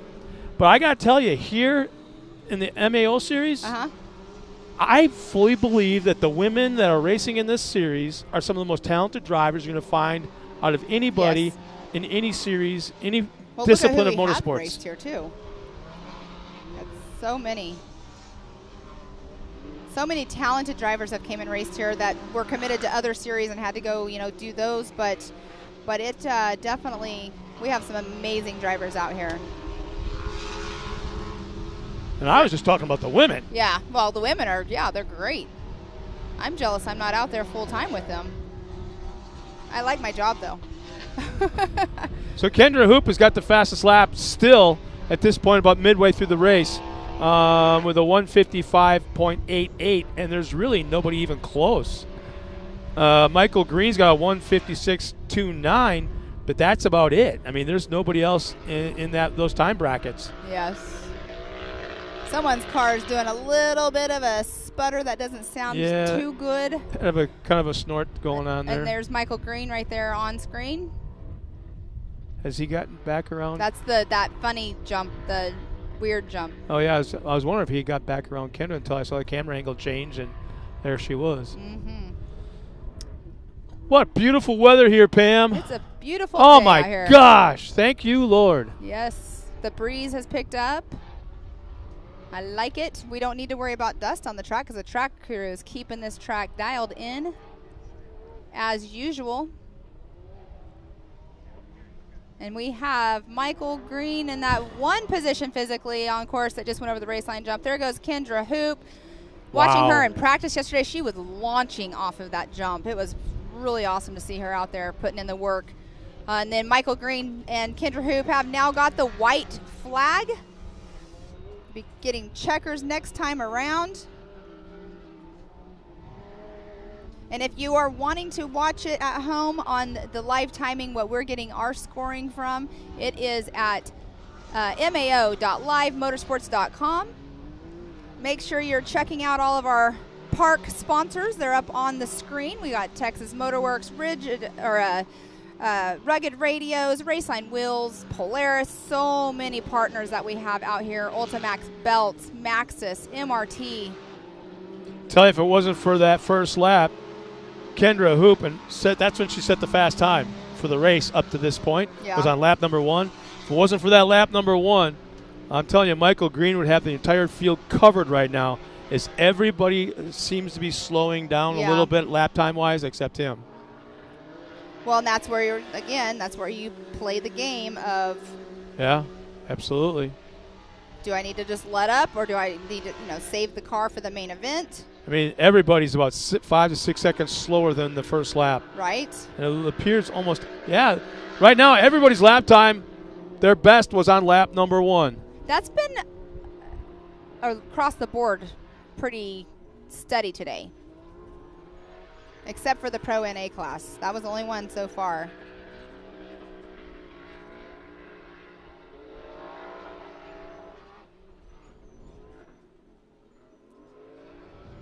Great racing, great racing. We're going to be getting the checkers here in just a moment. We have Michael Green that will be coming around here in just a moment. Jumping over that race line jump. And there's Rusty Pipe's in-car camera, which is super cool to see. We're going to be able to see him, if it stays in-car, what it's like to actually go over that jump. How cool is that right there? You could see him in the air, and when he landed,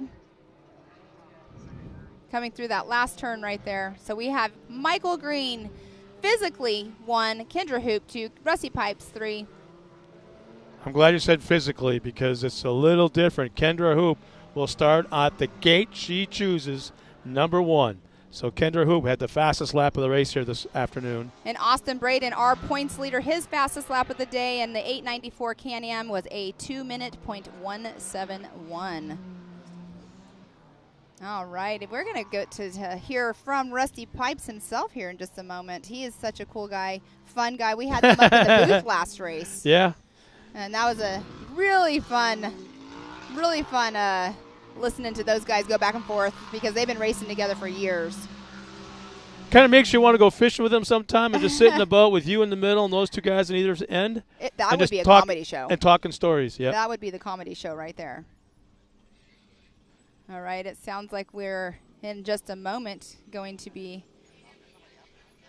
getting that interview. That was race 12 of today. That was our expert turbo class. We're out here for round 7 of the side-by-side championship series. 1 round remaining. Legends of the Fall, the finals for everything. But Miss Tiffany Stone, let's hear what Miles Hasselquist has Rusty Pipes up there. Down to you, Miles. Fresh off the track with Rusty Pipes, another great race. You had the on-car on there. We watched you wheeling this car out there. How cool is it? Well, it is cool. The track has changed so much since this morning. It's just incredibly slippery in places and tacky when you can't tell it. Anyway, it was a lot of fun out there, a lot of blast and a lot of fun. So, we're here at Mid-America Outdoors running this track. And like you said, the track's a little hit or miss on spots, but it's an absolutely perfect day out here to be racing. And the track crew has done a great job all week long. They watered last night. They've been watering today. And it's just been a great time out here. Yeah, oh my gosh. If you're not here, you're missing it. This is a beautiful place, beautiful spectator area, great weather, a lot of great competition. A lot of great comradeship here. The track, yes, it is definitely phenomenal. They have prepped it. The reason why I hadn't got my helmet all the way off, I've got another race right after this, so I'm running back to back. So I'm out of breath and need some water. But yeah, man, thank y'all. Have a great time. Maxxis tires, Raceline wheels, Rugged Radios, Pipes Auto Sales, great sponsors. Well, thank you, Rusty Pipes. I'm going to let you get back there, get all freshened up, because you have another heat before you go into the mains later on. It's going to be a great day. Have fun. Thanks again, Rusty Pipes. It's been another great race in the books. It's been a lot of fun everywhere we're going, and we got a lot more action yet to come, so we'll send it back to the booth. All right. Thanks, Miles, for the awesome interview with Rusty Pipes. You could hear a beeping in the background. That was the in-car camera, and they are doing something fun to test it out. It's actually the body of a drone is what they are using to test it out right now. Yes, it's a crashed FPV drone. So they're taking a camera that was on a drone that crashed and kind of recycled it to be a junky GoPro? No, it's an FPV drone. Oh, really? Yes. Ow! So it's a great way of testing out instead of before. So you rip the wings off the side and the arms. There are no blades. Just put the camera on there, huh? But our next class that will be going, I'm not sure if we're doing track prep right now, but it looks like the race line big old scary quiet water truck is throwing some water down by the HMF Hole Shot Award. But we will have the women's turbo class up next. This will be the 13th heat race of the day, and we're going to have 7 cars taking the green flag. We're going to have Marissa Smith, Christopher Rowden in the 88, Morgan Vanover in the number 6, Ariel Byerski in the 735, the number 10 of Miss Haley Boodle, the 917 of Kendra Hoop, and the 13 of Lacey Tewksbury. That is our lineup for our women's turbo class. This is a great class. This is the one I was in at Visions. Was the women's turbo. Yeah. It was so fun. These girls, these ladies, great racing. It was fun to be out there. I've never raced short course in an all women's class, so it was a lot of fun. But they're doing a little bit of track prep right now, so we are actually going to head to some commercials to take care of the sponsors of the park. So we'll be back right after this.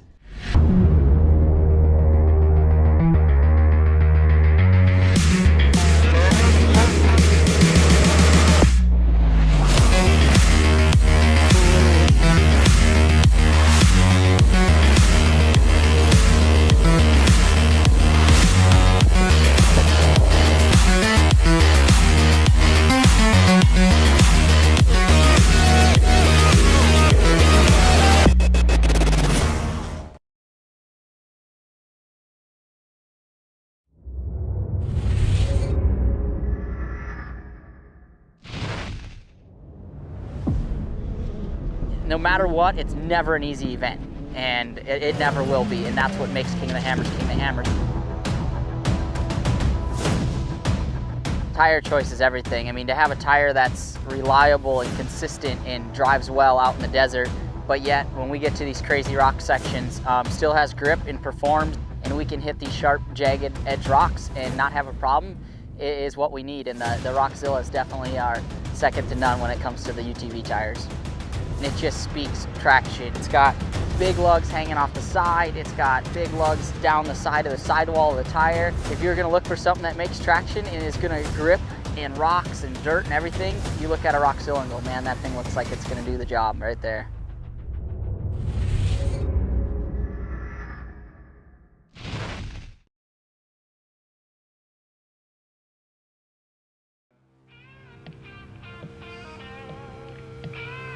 Your usual, sir? Please. The sound of a 1000cc turbo engine cranking at 8,000 RPMs just got better.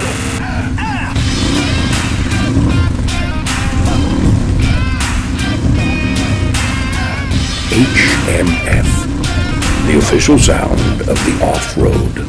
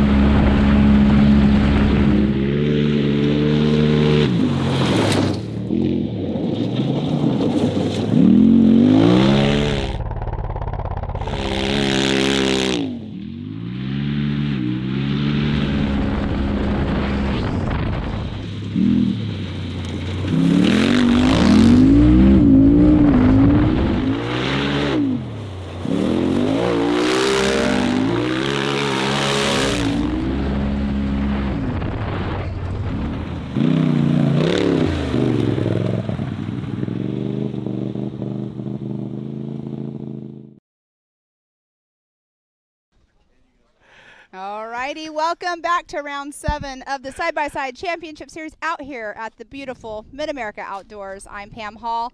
Alongside me with Scott Rain, we have Miles and Tiffany up doing the interviews as well. It's been a great day of racing out here. It all starts with the weather, the track conditions, a great breakfast at the restaurant, and oh yeah, throw the green flag, and we got some. It has really been good racing today. It's been really, really good racing. They had a last chance practice this morning at 8 o'clock before we even started with the drivers meeting and everything. So it's just been a long, fun day already, and we're not even done. We have pit bikes tonight. So at 7 o'clock tonight, we have pit bike racing. Well, how many races do we have to go yet in the heat racing side of things? Well, we still have left the women's turbo class, the 40-plus vet turbo class, and the main event of the pro turbo, not main event, but the main what do you call it, the heat Bad race boys of the day. So yeah, we have a few races. 3 heat races to go. We'll take a quick break, do some track work, and then track prep. Yep. All the main events later this afternoon, and that'll starting at 2 o'clock. We should be starting around 2 o'clock for our main event. And that will culminate our. All right, and they're on the line right now. This is our women's turbo class. I believe we have already gone through the lineup, but we'll do that again because we are now back. We have in the number 14, we have Marissa Smith. We have the 88 of Crystal Rowden, the number 6 of Morgan Vanover, the 735 of Ariel Byerski, the 10 of Haley Boodle, 917 Kendra Hoop, and the 13 of Lacey Tewksbury. And it looks like Kendra Hoop again is right out front, but took that a little wide possibly because it is freshly slippery. Is it Lacey driving? It is Lacey this driving, weekend? yes. Okay, so Ryan came over. Whoa, so she's back. Ryan came over and said Lacey is driving this weekend.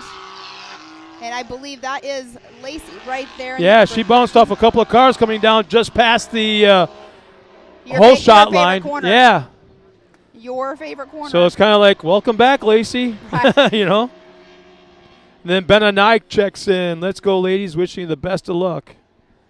Thanks for checking in, Benna. Yeah, it's been a fun, fun, fun day today. Yeah, I was going to say, nice job. What? What did I do? Well, Benna and I checked in, go, ladies, and you said, it's been a nice day so far. Oh, I'm so sorry. I was listening. It looks like we have a roll over there. Can't quite tell who it is yet, but the safety crew right there getting them flipped back over, and that is right behind us, but I can't make out who it is. They got their car started back up, though, but look at that. Miss Kendra Hoop out in the lead physically on race course with Morgan Vanover in that number 2 position. Yeah, right now it looks like it's a single line around this track because they really did a lot of track prep, which is not that advantageous for the ladies out there right now, as it's going to take a while for the track to come back. But, you know, this is how I explain it to people when it comes to track prep. To keep it moist, you have to water it. Right. And if you miss a race in watering it, you go obviously got dry conditions, blue groove, you lost it. Right. You can put all kinds of water down there all you want. It's not going to help. It's going to make it even worse. Exactly. So these guys have been staying on top of it, staying in front of the track, I should say, and keeping it moist. Sometimes, you know, there's going to be standing water here and there. In fact, it sounds like we got a replay of. Oh, okay.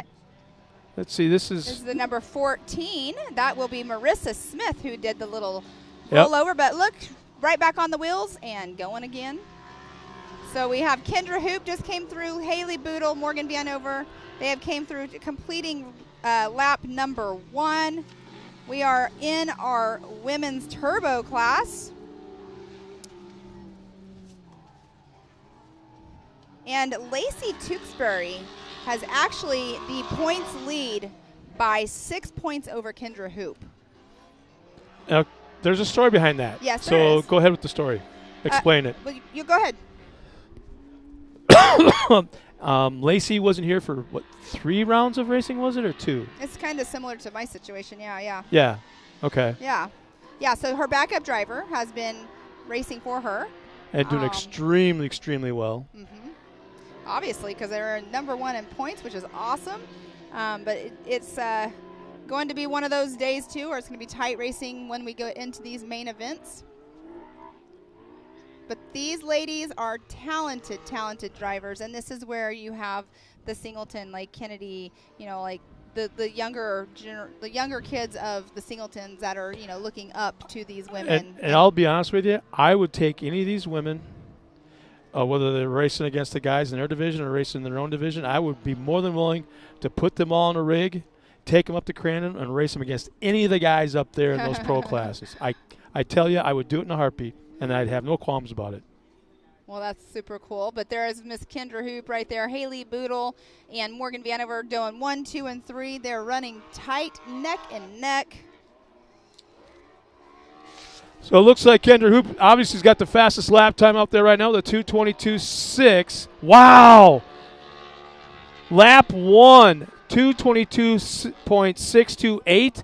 Lap 2, 2:22.627. That's called consistent. Wow! That's the second time we've seen that today. That is I don't remember who the first driver was, but to see this, that's crazy. Yeah, that's that consistency. We always talk about consistency is key, and that right there goes to show you it is definitely key right there with Kendra Hoop because she's still out front, running out front. Well, Haley Boodle just crossed the line. Has the new fastest lap of the race, 2:17.258 for Haley Boodle. She's now the one to beat. Well, and Haley Boodle is actually running 9th in points for this race here for the women's tour and the overall. I hear some cheering going on back here in the background because it is a race right now between Kendra Hoop and Haley Boodle and Morgan Vanover.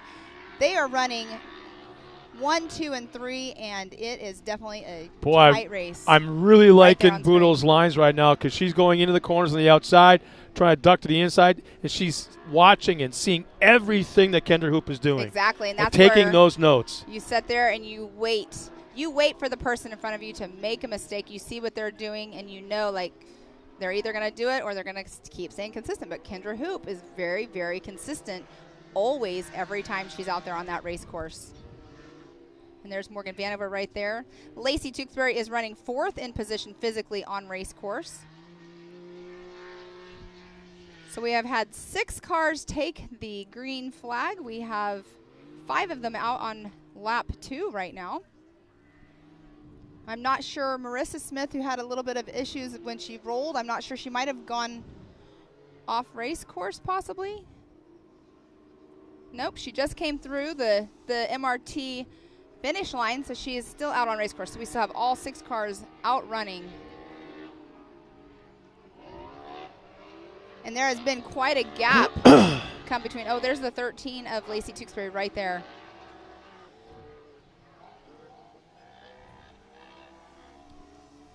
And there's quite a gap that has been created between 1 and 2. But that right there on screen is the 88 of Crystal Rowden.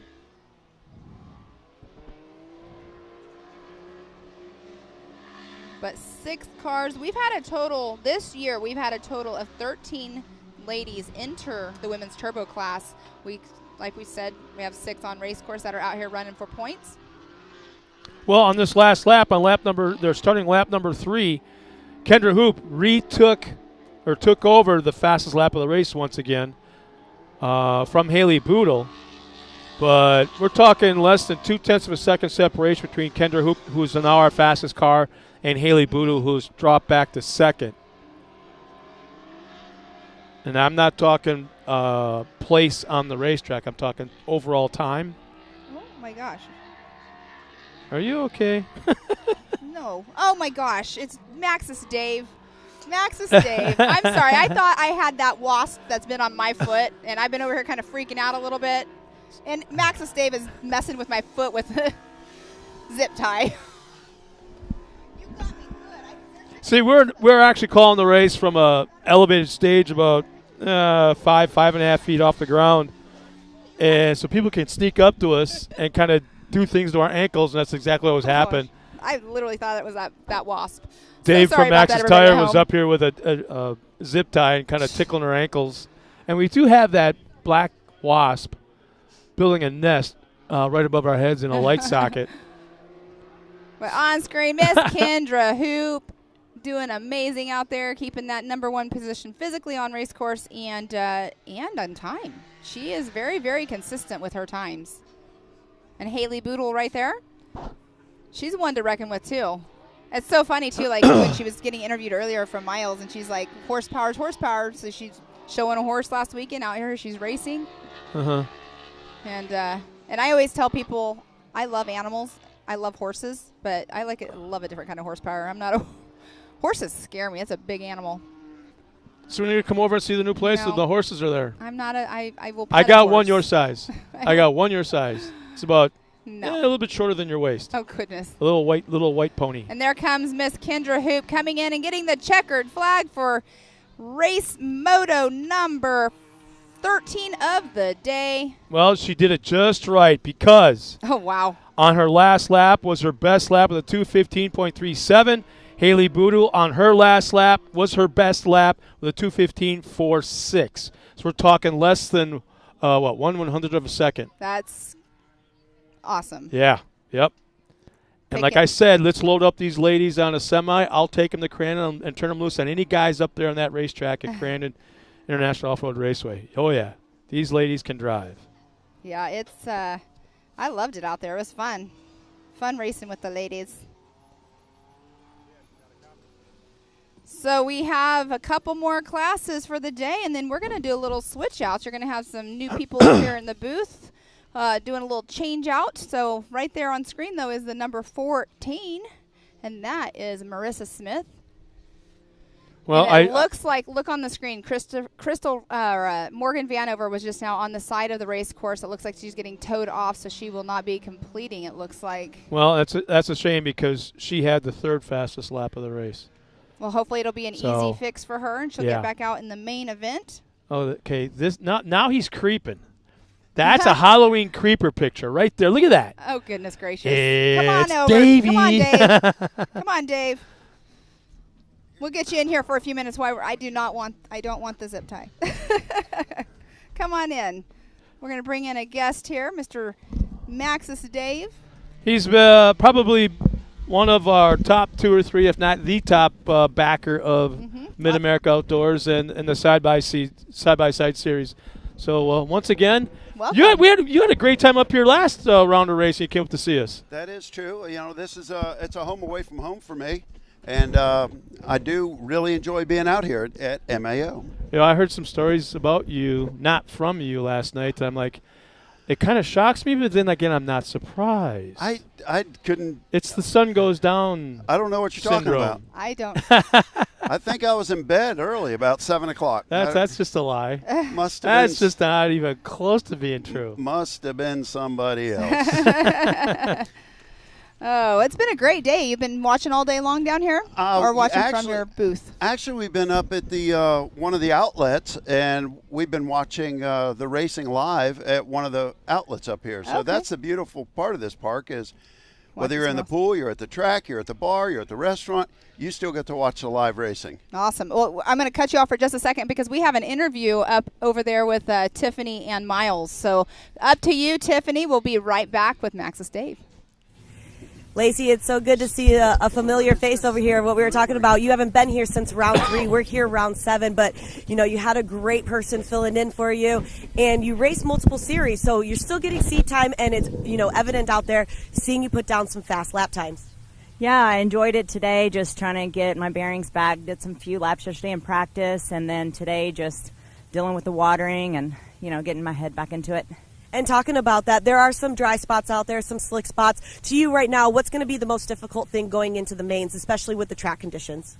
I don't mind the dust by any means. I don't like mud at all.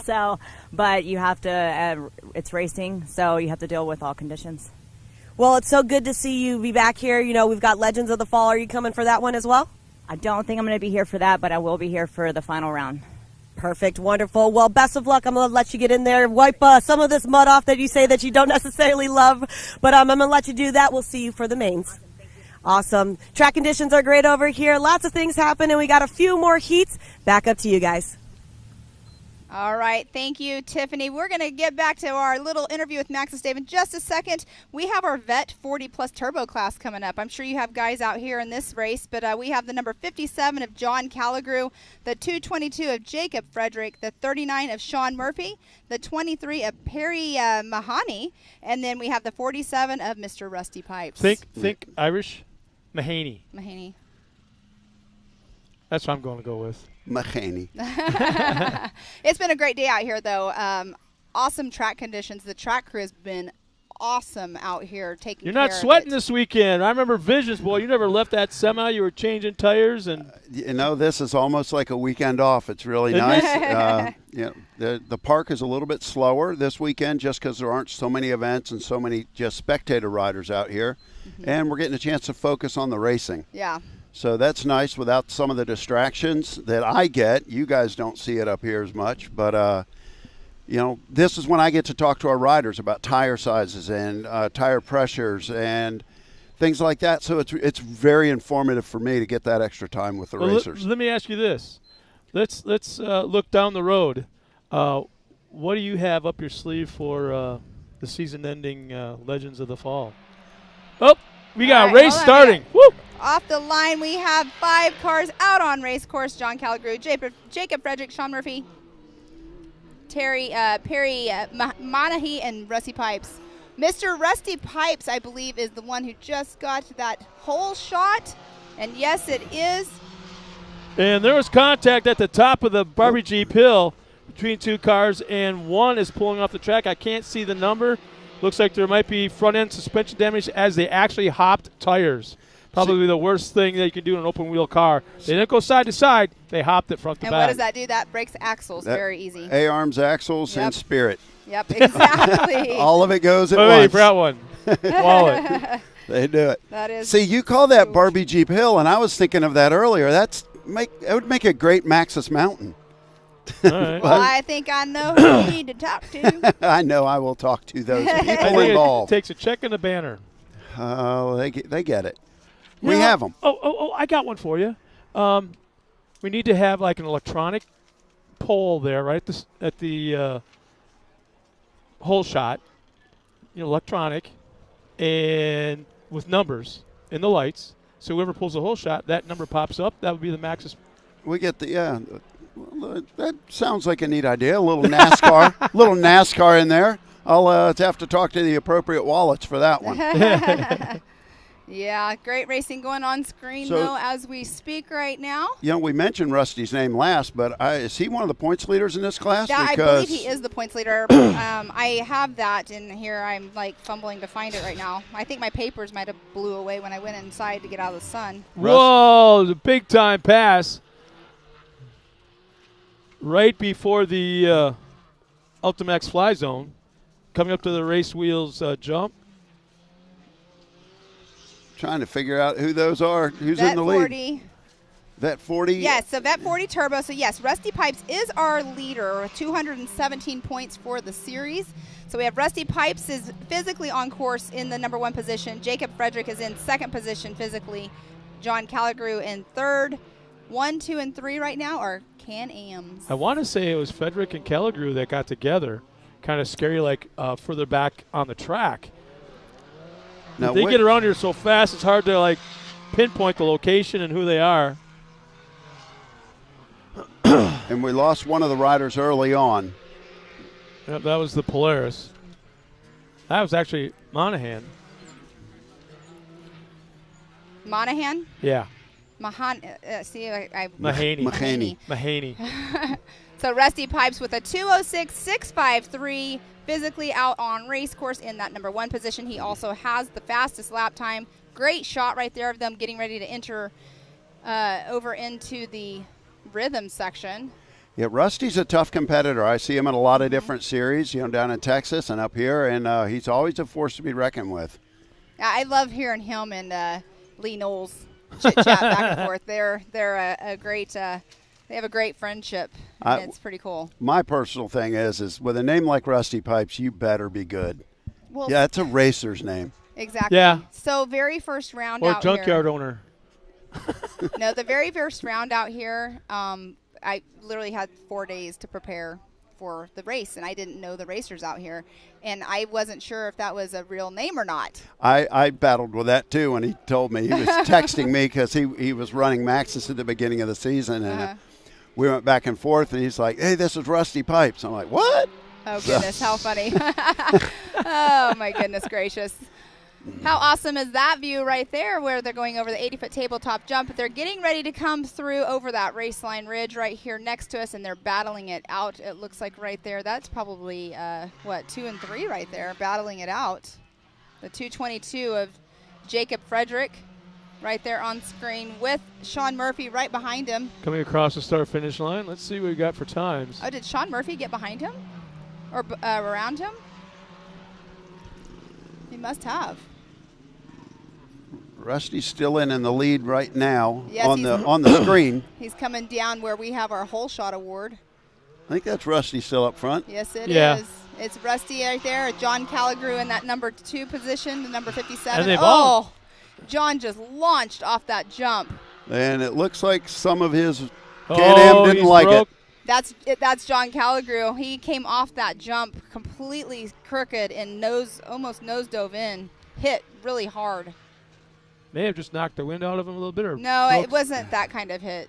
Well, to me, it didn't look like that kind of hit. It was just all the pressure was on the front left side. He's still off course. He's got a mechanical. Yeah, it was a front. Way he landed, all of his weight of the car was all on that front left So where does John tire. stand in points right now? John Calligrew is 7th in points in this Vet Plus Turbo class. He was currently running 3rd in time on the track. He was 2nd physical, 3rd in time. Yeah. So that's pretty good, though. That'll get him would have gotten him a better gate pick. But everybody's slowing down quite a bit from lap number 1. All ran their fastest lap times. But, they're about 5, maybe 6 seconds off the pace of lap number 1. All the drivers are right now. Well, I think they might be showing their vet years. No. Well, he's definitely – hey, don't be talking about us old guys like that. I got you. Oh, I doubt it. You want to? Throw your license up there. Throw your driver's license up there. Oh, you guys. I will guarantee you I got this. Well, you'll be That's buying. usually my bet. You'll be going to Coconuts tonight because I got you. All right, Rusty Pipes is coming around with that number 1 position. By 1 physically year. Still. Damn it. Number 1 still on race course, coming over that race line jump. And he will be should be getting the white flag this time around, but there's Rusty Pipes right there. You can see the track is well watered, and let me tell you, Jacob Frederick is on it. He is trying to catch Rusty Pipes so hard right now.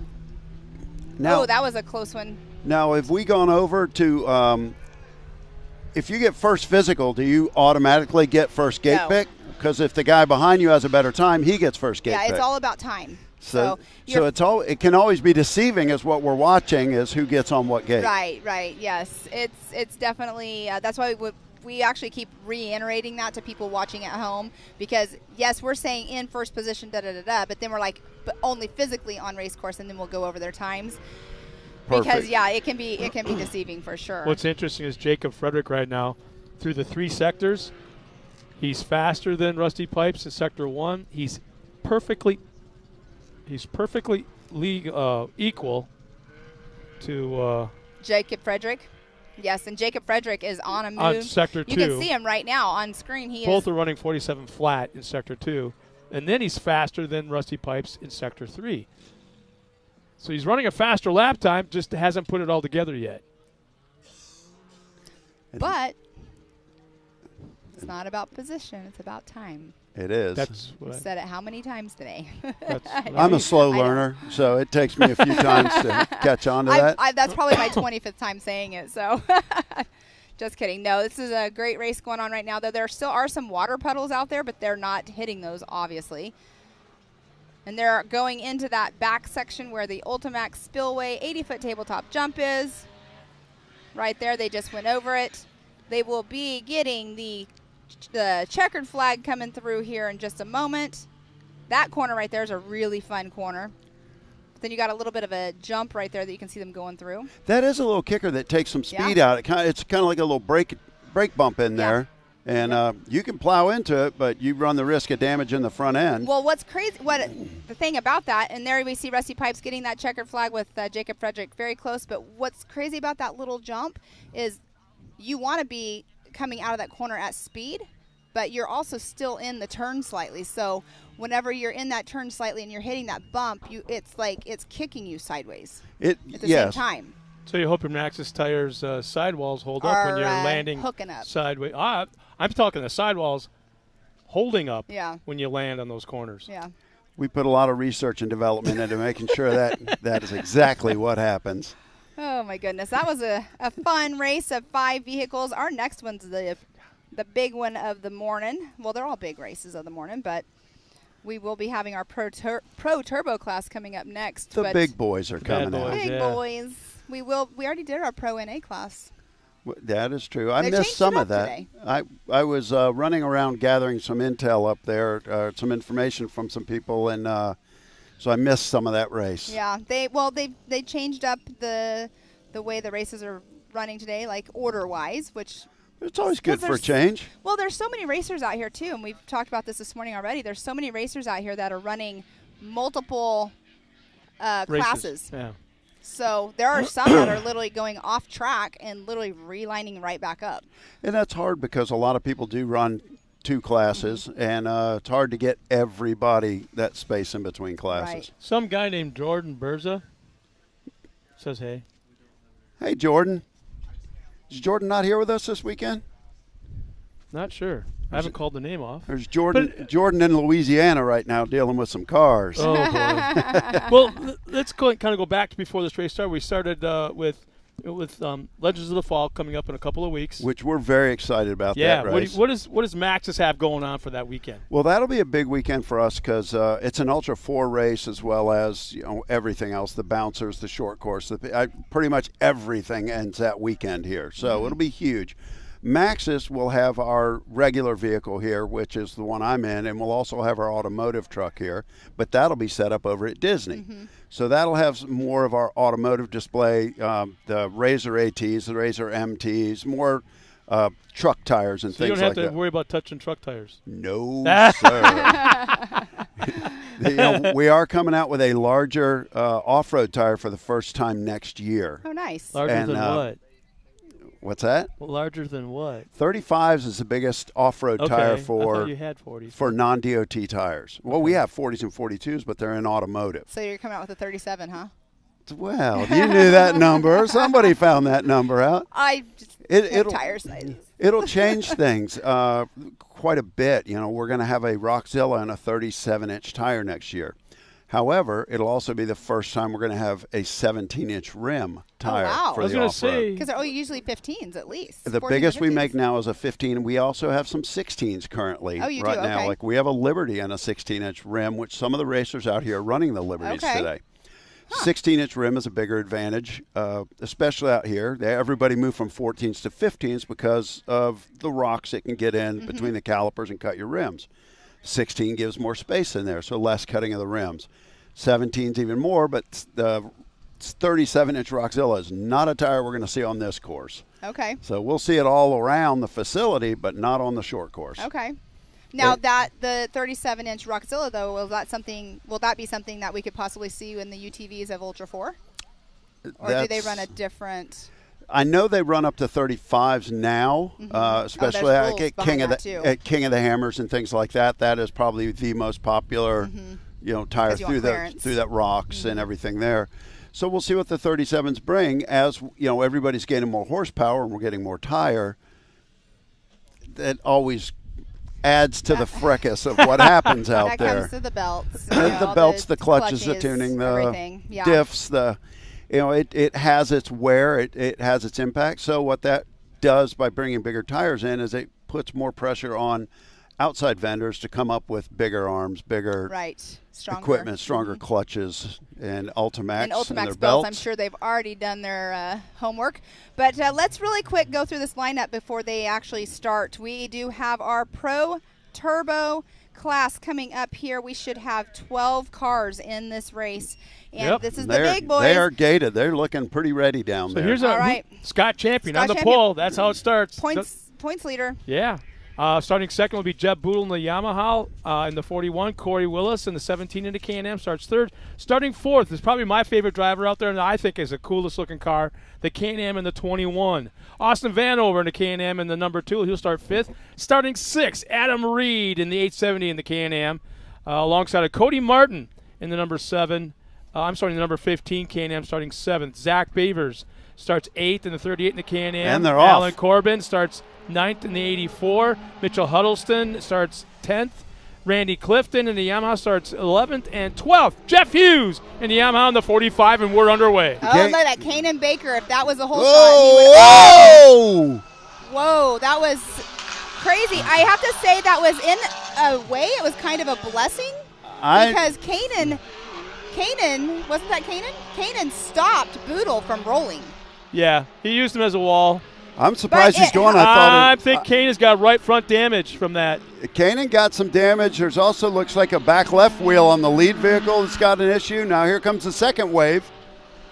15 on the whole shot. That is Cody Martin. I think Kanan's going to try and limp around for points. No, Maybe. He's going that direction to get off the track. He actually had damage to his front left, whoever just pulled off the trail. And there's Cody Martin right now running the in-car camera. That is such an awesome angle. This is the first time we've done this? Yeah. The in-car? Today, yep.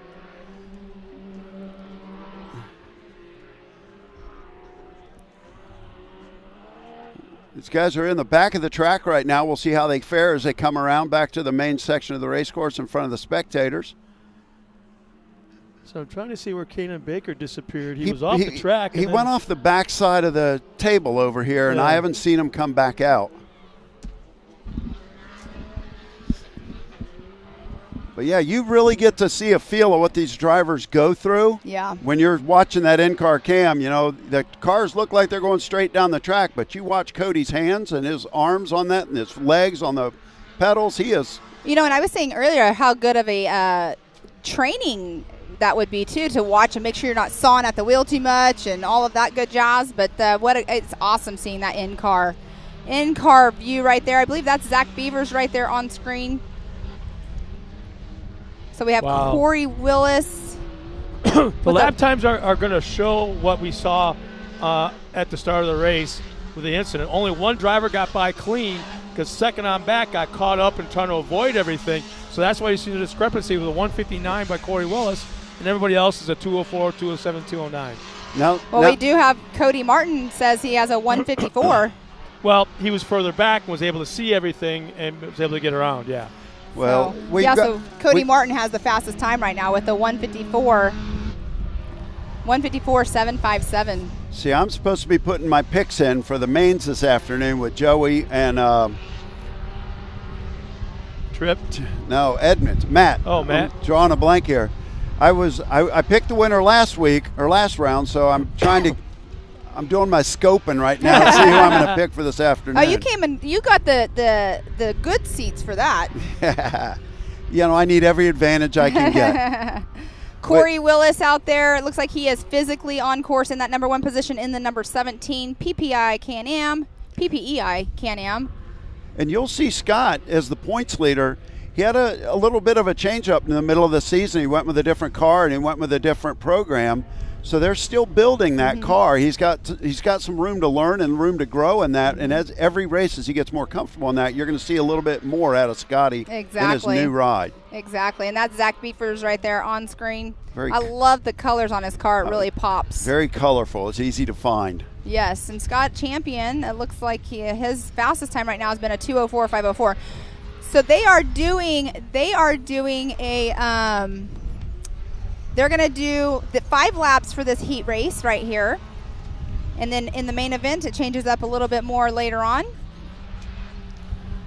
It's neat. It's neat to see the comments pop up on the live. Yeah. So I got some people saying hi out there. I think it's a different Dave, not you. It might be the guy they thought was out last night, because that wasn't me either.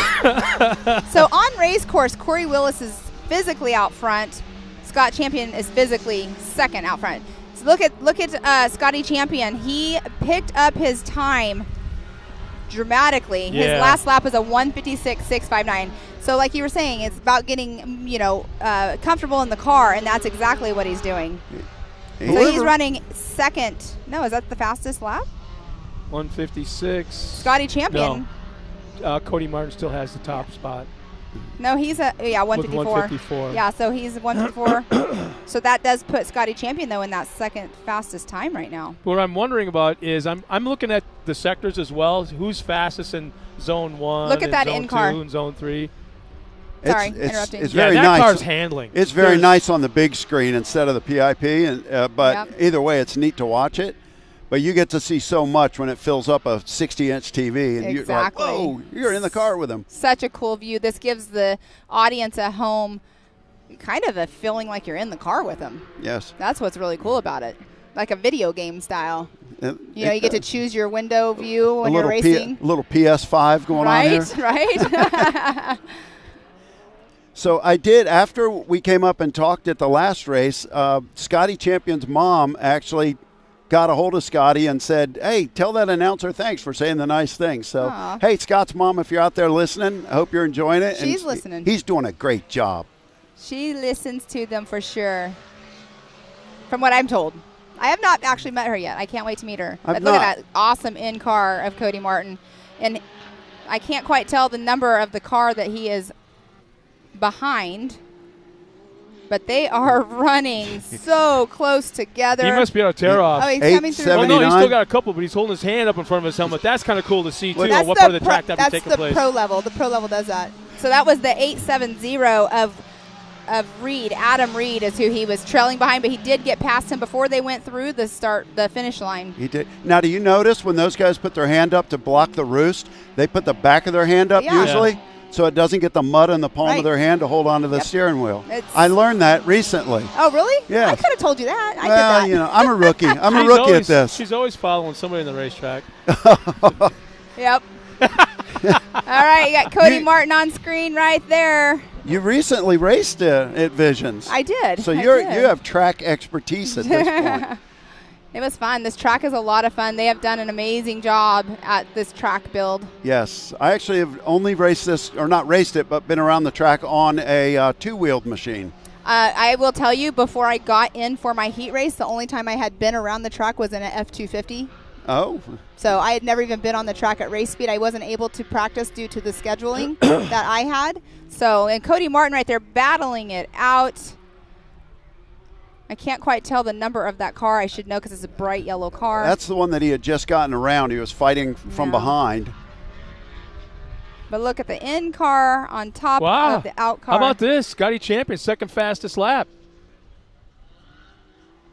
So who's sitting on the first fastest right now? It would be Cody. Still Cody? Yeah. It's going to be a tough choice who to pick today for the main win. You know, Scotty's picking it up. Like I said, he's getting more and more used to it. Mm-hmm. And he's fast. You don't get to be the points leader by being slow.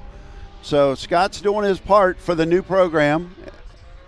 But Cody won the series last year, so, you know, he's carrying momentum.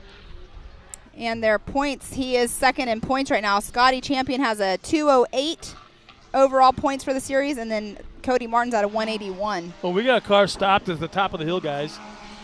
I can't quite see who it is. Let's swing down here. So the car that is trailing behind Cody Martin is the number Jeb 2. Boodle? Austin. No, Jeb. It's got to be Jeb Boodle. Up top? No, that's not a Yamaha. But there's some battling going out right there through There's that. Cody, look at Cody take that downhill and just glide across that table. And it was the number 2 of Austin Vanovers who he got by, that yellow car. That Can-Am. So we have the top 7 cars physically on course are all Can-Ams right now. That's a testament to us because Polaris puts a lot into this off-road effort, and Yamaha is still making a fight at it. The Boodles are out there in their Yamahas. But I do know Jeb's getting used to a new car. Mm-hmm. They did pick up a new vehicle, and he's still getting used to it because it's actually the clutch on the floor mode. It's not the paddle shift. So it's a Oh, we have somebody off course. That is Zach Beavers Off race course right there. He went off hard, too. Guys, where did Scott Champion go? He hasn't come around for 2 laps now. That's not Scott up top, was it? No. So earlier, I was getting ready to say in the Pro NA class earlier, Colin Truitt did that same thing. When he landed, he ended up shooting off to the side. Yeah, we got 2 in the infield down here, 1 up top. So attrition has taken its toll in the heat races. I would say that's Jeb Boodle down there in the middle. It looks like in the blue. Yes. Yamaha, and then that looks like it is Scotty Champion's car coming off right now. So they have some work cut out. We sometimes have a decent sized break between the main events and our heat races. Today we do not. So they're going to have to get back to their pits, get working on it, because this is all about a points game right now. Yeah, we got 15 minutes before we go back to racing again. I know. On the schedule, that says. Right. Yeah. Well, that'll be a quick turnaround, a little track prep. Yes, Cody Martin just came through, got the checkered flag at a 1:54.756 is his fastest lap time of the day. Scott Champion is second quick still, even though he ended his race early. Still no idea where he's at and what the problem is. And I think Corey Willis tie rod or something broke. It was definitely something in the front left side. Yeah, his tire's like this. Corey Willis had the third quick time. And there's Austin Vanover right there. Yeah. So it looks like they'll take care of our morning qualifying heat races as we get ready for the main events later this afternoon. When I say later, I mean like in 15 minutes. Yeah. All right. Well, I will wrap it up with you guys. Let you guys get ready to close this out. But and you need to go do your side bet. I need to get my side bet ready, and I've done my research. So, awesome. Hey, I just want to thank you guys for doing such a great job out here and keeping everybody apprised at what's going on out there. Dave, good seeing you again, man. Good seeing you guys. I'm really sorry you were attacked earlier by a bug on your ankle. A random zip tie. I literally thought it was that wasp, but I'm glad it was only you. But thank you for coming up and being up here with us. Hey, it's my pleasure. I love being a part of this sport and helping everybody out and coming up here and hanging out with you guys. He's really turning into one of the characters of this series. I'm just a mellow guy. No, you're not. No. I'll say other than no. I've been involved in some form of racing since the mid-'80s, so I've been here for a while. Awesome. Well, it sounds like we have Miss Tiffany Stone up there with an interview. Not sure. It might be with Mr. Cody Martin, but back to you, Tiffany.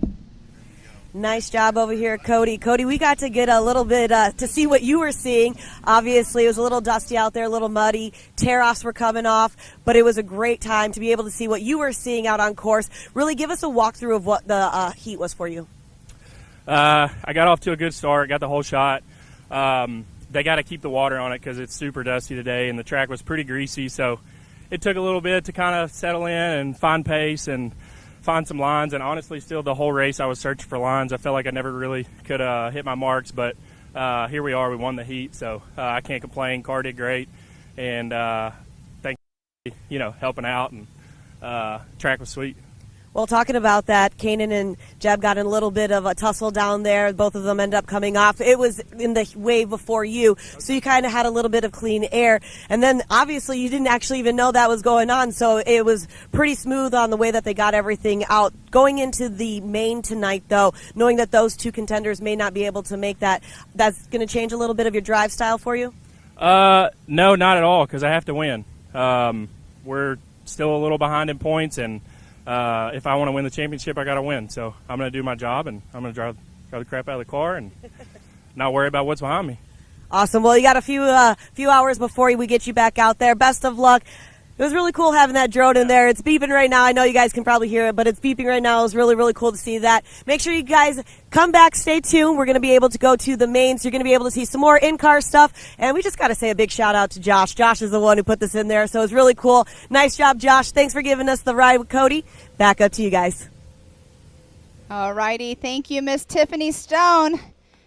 On to the main events here shortly, but we are going to close out this show for right now and be back very shortly But it's been a fun day. Oh, it's been awesome. The weather's been fantastic. A cool breeze here in northeast Oklahoma. Yes, I'm getting a sunburn. Beautiful weather and awesome racing, and it's only going to get better because what we had was with waves in the heat races. Yes. We're going to have one.